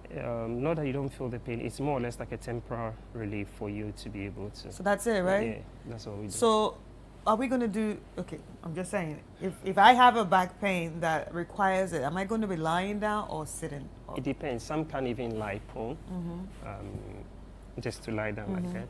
And some would have to lie this way. Some can be sitting. It depends on where the pathology is actually Right, and located. it's also. Do we also give those instructions of don't move? You have to be straight up. You know, this can happen to you. You might get paralyzed. You might get this. Is it No. the same instructions? I wouldn't say it's the same instruction, but at the end of the day, if a procedure is being done at your back, you should remain calm so that Hey. we do it. And it's not so complex like. So if I'm scared of injections. Oh. But comparatively, the pain you are facing and the fear of injection, I think you would choose the injection over Well, the that's pain. true. Yeah. Because there are some people who come, they are crying. And a patient came to see me from Sierra Leone. From Sierra Leone? Yeah.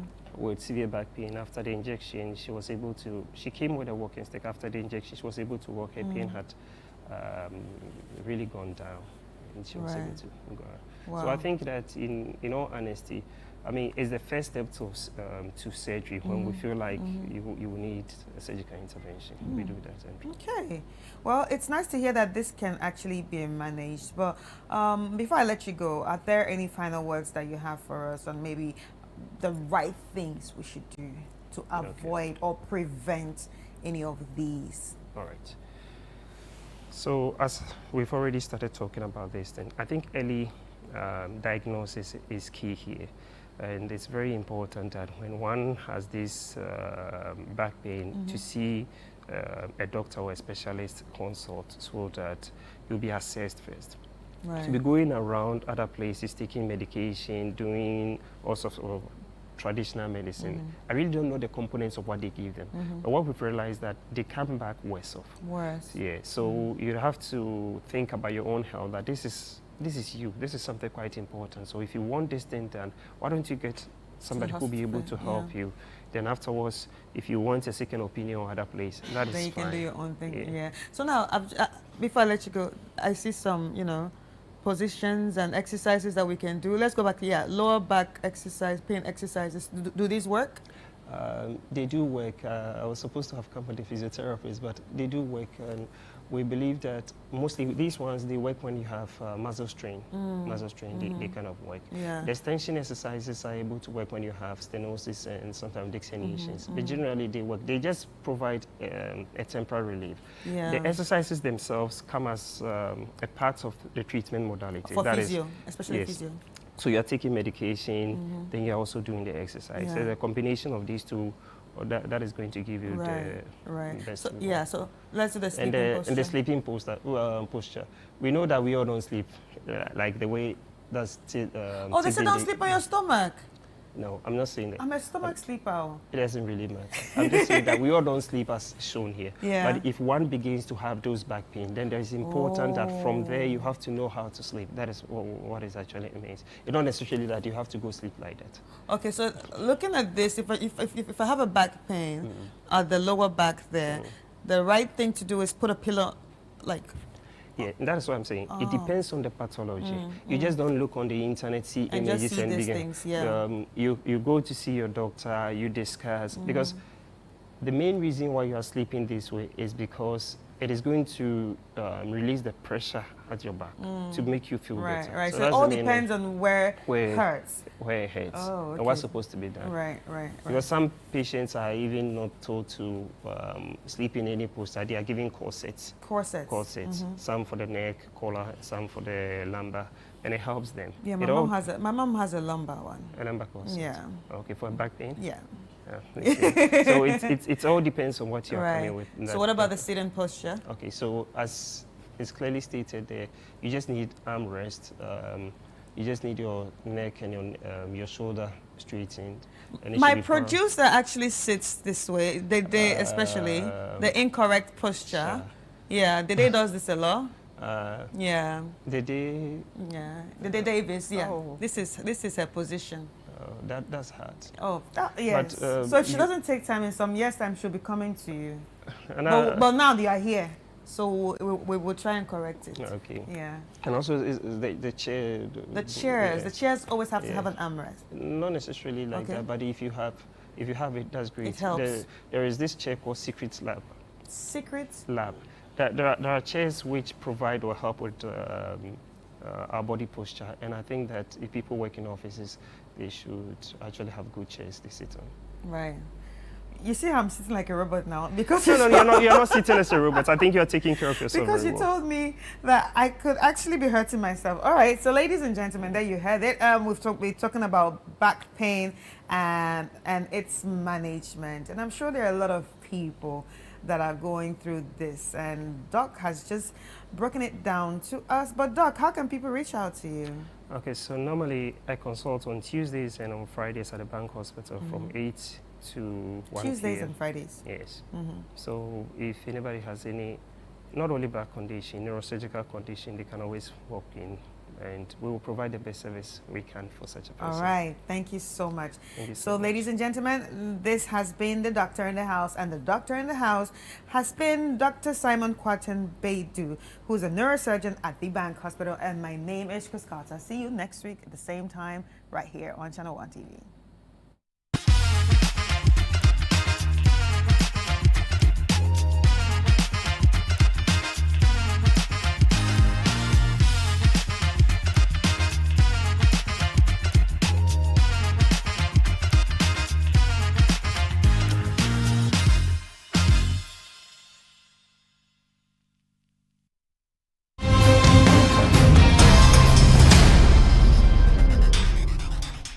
On Footprints, this Friday, we conclude our conversation with Kofi Bentum Kwanzaa, a former director of the Bureau of National Investigations, who shares his story about coups in Ghana, the different political regimes, and his continuous role within the special branch. The man came to the presidency as a lame president. Lame as in? Lame, ineffectual, not in full command. Somebody He else's was brought in disqualification. again. Maybe should I go into that? As a surrogate. Around the end, toward the end of the 80s, crime became a major factor. Crime, yes. Crime. They decided that I should leave the BNI and go to the CID. But there was a bit of argument between Rawlings and Captain Sikata, who was the security advisor, and Mr. Benfojo, the coordinator. So I was called to the castle at about 11 o'clock. I was told to sit in the president's anteroom.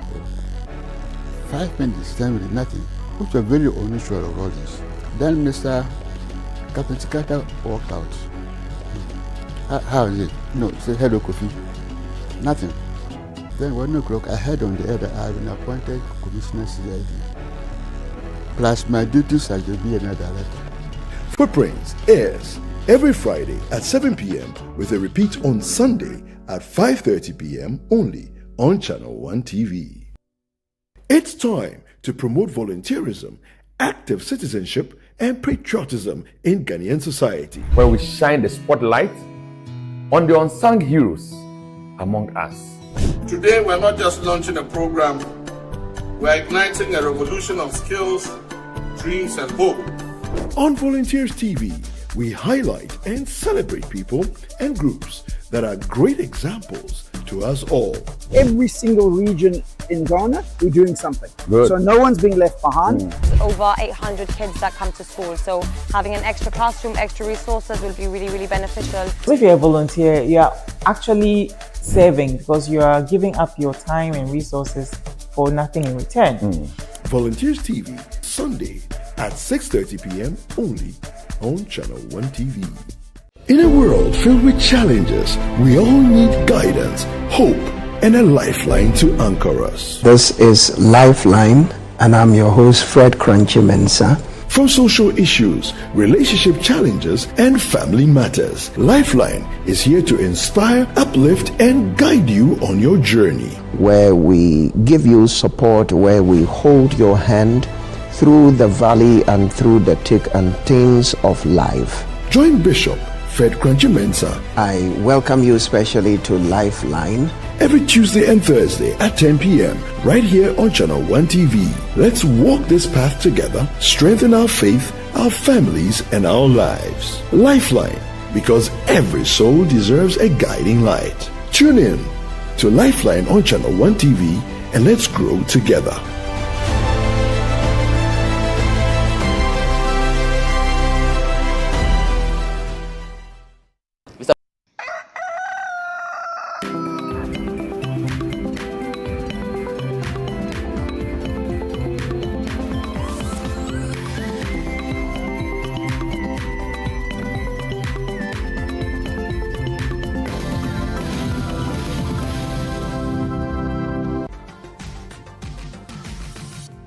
Welcome, Akwaba, Obake, Wezo.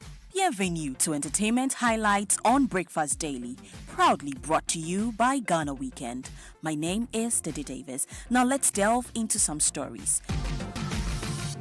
The final funeral rites for Ghanaian high life legend Charles Kojo Fosu, affectionately known as Daddy Lumba, is scheduled for Saturday, December 6, 2025 at the Babayara Sports Stadium in Kumasi. The music icon passed away on July 26, 2025 after a short illness, leaving behind an unmatched legacy in the Ghanaian music industry. His passing was met with an outpouring of grief from fans, colleagues, and industry players across the country and beyond. A one-week observation ceremony was held on August 30, 2025 at the Independence Square in Accra, drawing thousands of mourners, including top government officials, musicians, and admirers who gathered to celebrate the life and impact of the high life icon. Moving on, Ghana's very own Ace Liam Nanasam Ankara, known by his artistic name Ace Liam Paints, continues to make global headlines. At just 1 year old, Ace Liam became the youngest artist in the world, officially recognized by the Guinness World Records. Now, the toddler has achieved yet another remarkable milestone as he has been featured in the 2026 Guinness World Records book as a young achiever, making him the youngest achiever in the 70-year history of the Guinness World Records. Adding to his growing list of accomplishments, the young Ghanaian artist was recently honored with the Global Prodigy Award in the United Kingdom, recognizing him as one of the brightest young talents shaping the future of creativity worldwide. We say congratulations to the young champ. In other stories, International Organization for Migration Ghana Goodwill Ambassador and award-winning musician Kofi Kinata has taken the lead in an advocacy campaign on mpox preparedness and prevention in Elubo, a major border town between Ghana and Cote d'Ivoire in the western region. The initiative, launched by the International Organization for Migration in partnership with Ghana Health Service and other stakeholders, aims to strengthen cross-border public health surveillance and raise awareness on mpox prevention and response strategies. With funding support from IOM's Rapid Response Mechanism, the campaign focuses on empowering border communities with vital health information, early detection measures, and coordinated action to curb the spread of infectious diseases across borders. The Ghanaian entertainment industry once had vibrant and talented female artists, but it's impossible to ignore the noticeable silence from some once prominent female artists who helped shape the industry's sound and spirit. Talk of Miss V, once the face of empowerment and consistency, dominated charts with hits like Natural Girl and Come and See My Mother. AK songstress, known for her versatility between dancehall and Afrobeat, made waves beyond Ghana's borders with songs like Jonathan. Then there's Raquel, the soulful voice behind a timeless Sweetie-O. Her disappearance from the spotlight has left a gap in Ghana's R&B and soul landscape. Not forgetting Easy, Efe Keys, Frida Rhymes, and Ishan, all talented in their own right, once showed promise of reshaping Ghana's female music narrative. Where are they now? We may not have all the answers, but one thing is certain. Fans haven't forgotten them. The industry, though fast-paced, always welcomes a good comeback story. Perhaps it's time for these talented women to reclaim their spot and remind everyone why they once held Ghana's musical spotlight. And now to the international front. Renowned American trumpeter Wynton Marsalis and the Jazz at Lincoln Center Orchestra are set to perform in Ghana this October in what promises to be a remarkable blend of culture, history, and musical excellence. As part of their tour, the Jazz at Lincoln Center Orchestra will also host workshops for music students and emerging professionals in the music business to create valuable knowledge exchange and mentorship opportunities. The visit will culminate with 2 live performances at the Plus 233 Jazz Bar and Grill on Friday, October 10 and Saturday, October 11, 2025. Wynton Marsalis has earned 9 Grammy Awards, over 40 honorary degrees, a National Medal of Arts and the National Humanities Medal. Now let's check out Channel 1 TV's Top 10 Music Countdown.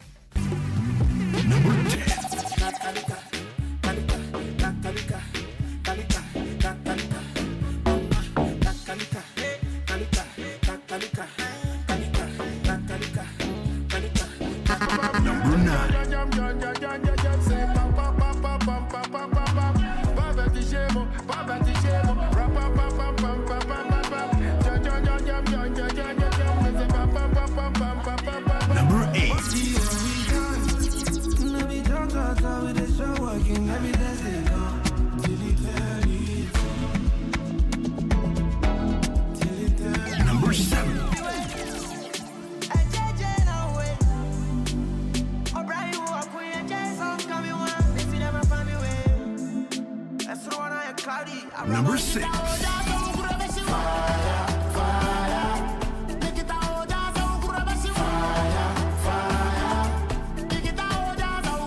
Number 5. Oh my anytime I pray to my God, but yes, my Father, pray to the am Number 4. I love for you. I'm more again, never want you.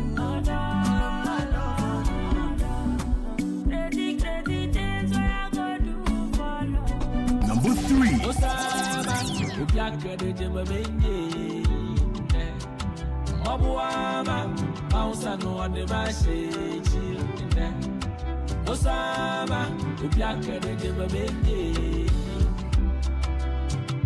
Number 2. One side, shoulder, one side, shoulder, one side, shoulder.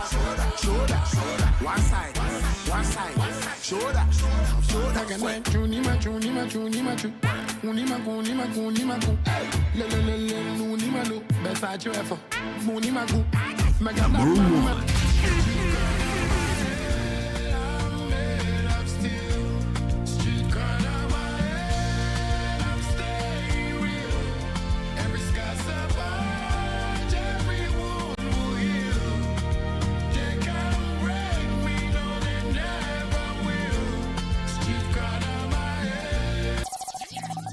This is the Channel 1 Countdown.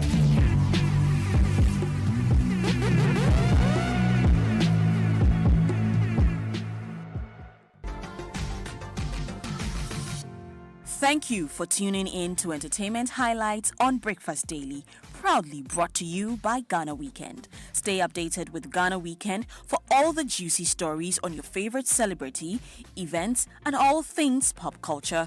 Follow us on Facebook, X, Instagram, and TikTok, and subscribe to our YouTube channel, Ghana Weekend TV. My name is Didi Davis. Until next time, it's bye for now. And of course, tune into GhanaWeekend.com. Log on to the website and get all the entertainment stories you would want and all the entertainment stories that are making trends. But now let's talk about Comfort. I'm sure you know about Comfort and you know about the association in six countries, and that in Ghana as well. We understand that Saturday will be the Girl Child Day. There are a series of activities that have been lined up to commemorate this day, and also how to also give some attention to the girl child. Shall we? Let's talk about it. Ramatu Abubakar is the national chairperson for Comfort Association, and also we have Angela Menya, who is the programs officer for Comfort Association, both here in Ghana. You're welcome, ladies. Thank you. How are you doing? Very well. Ramatu, let me start with you. Comfort, if someone is watching us for the very first time, what is it about? Okay. Thank you for having me. Comfort is an international organization that is focused on the girl-child education. They promote girls' education in and across Ghana. And currently, as we speak, they are operating in 6 countries in Africa. That includes Tanzania, Zimbabwe, Ghana, Kenya as the baby country, Malawi, and then Zambia.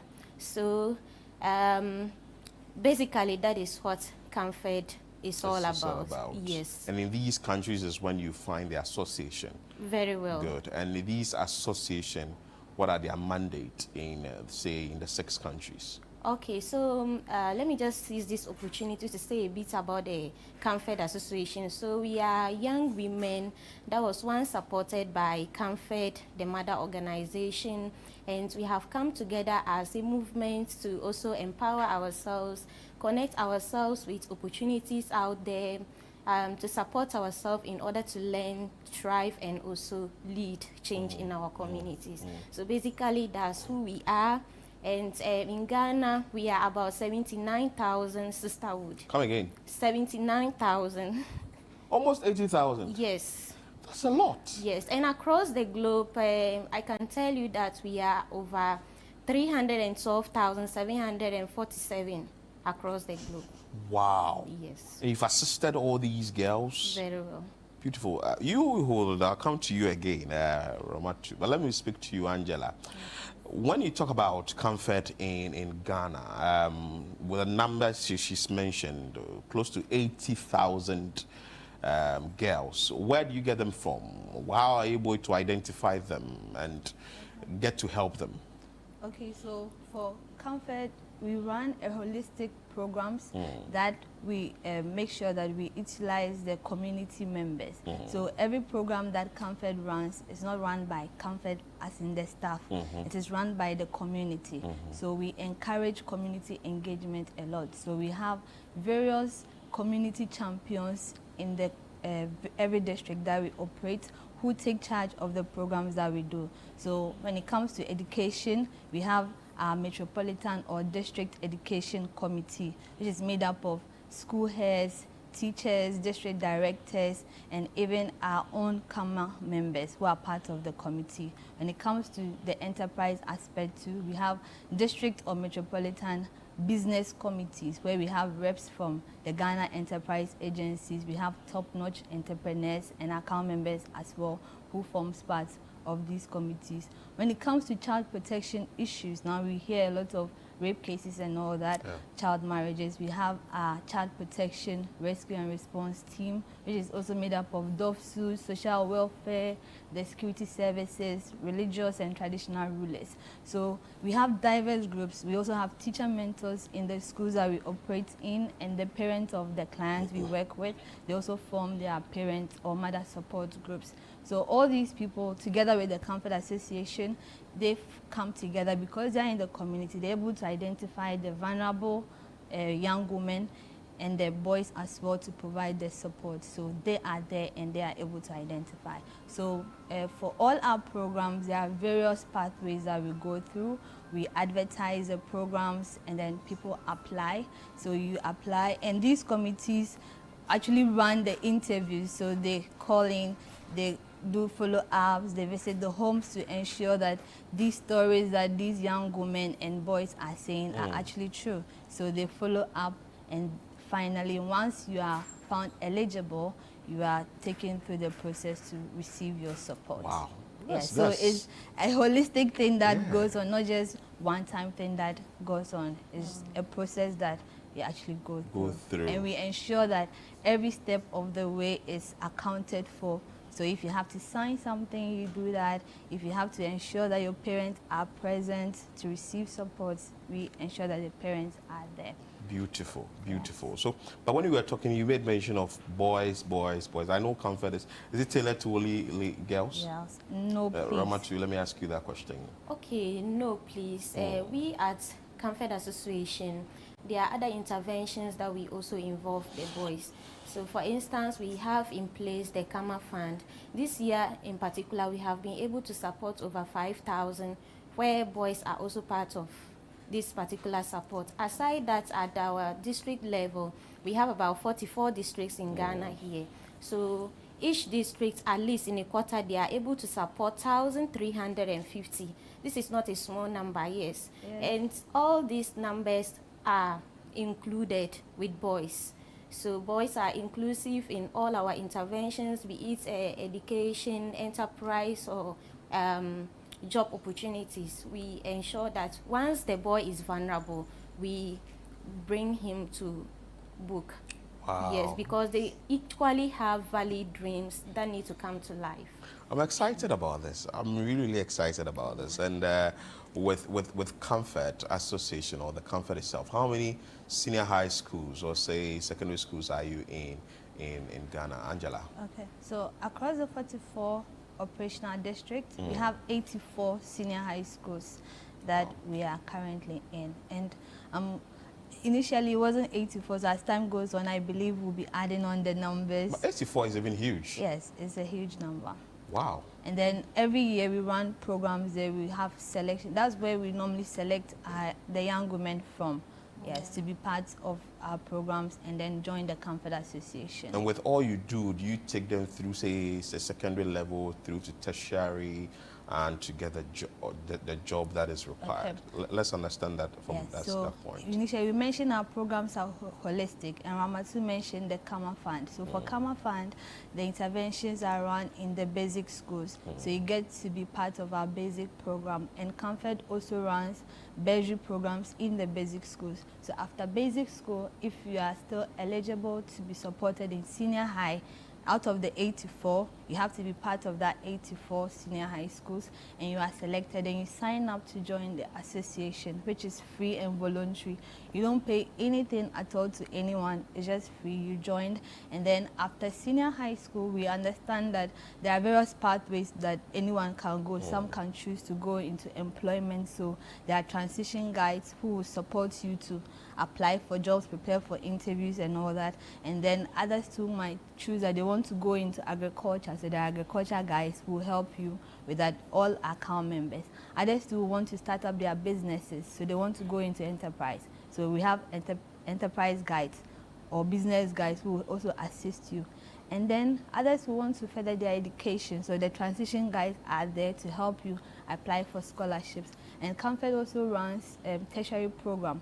So out of the young women who come out of senior high school, if you still wish to further your education in Ghana, for the tertiary programs we run in Ghana, we will assist you, and we operate in the public institutions. We have nursing training colleges, teacher training colleges, universities, and a few other private institutions like Central University. Beautiful. Yes. Let's come to testimonies yourselves.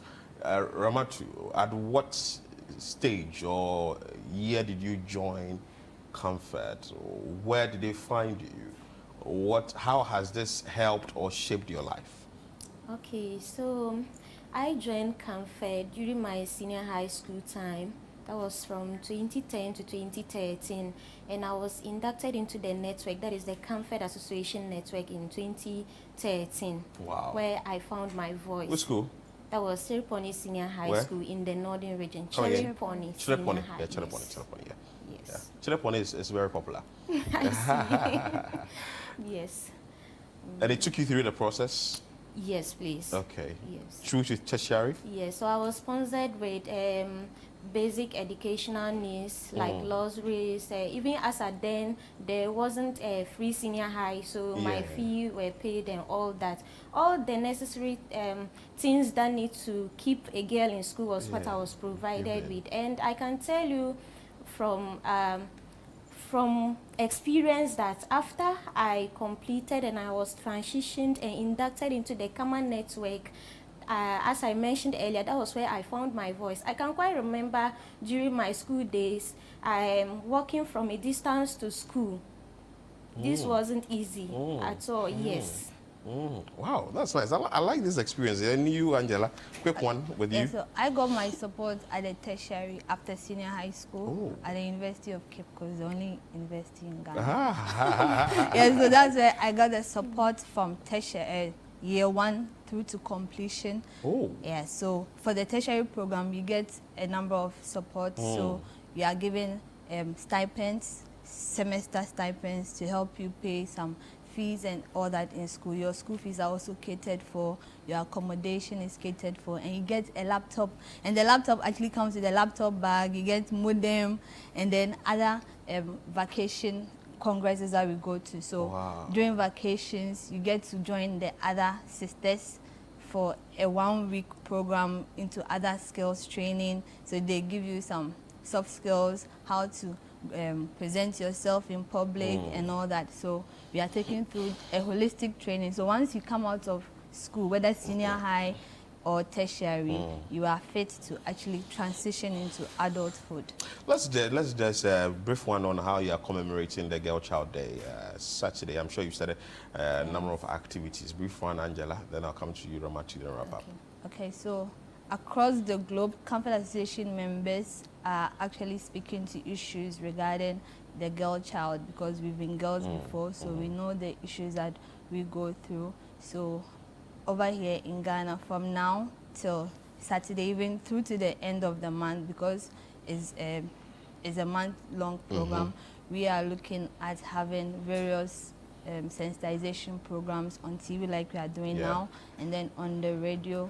And then there will be other members who will go out there to talk to people about the girl child through floats. And then we'll also have some skills training for our clients in the senior high school and those even in the basic schools. So we'll also have donation activities, because we can't just talk to them and leave them. So we'll give them some basic items like books, menstrual pads, school uniforms. Aside that, too, some of our guides who are transition guides also follow up for the issues that they identify during this advocacies and sensitization to the house. Beautiful. So you have a lot to do. A whole lot that we can actually. Rama, briefly before we go, how can one join CAMFED and the association? Or how can one join CAMFED itself? How will you be able to identify you and say, hey, I have a problem, I would want you to assist me? Any contact? Wow. Okay, so first of all, one needs to be found vulnerable or pressing need before you can join CAMFED. So CAMFED, you know, needs are very broad. So they are needs, you have to be in need. So CAMFED can come in to support you.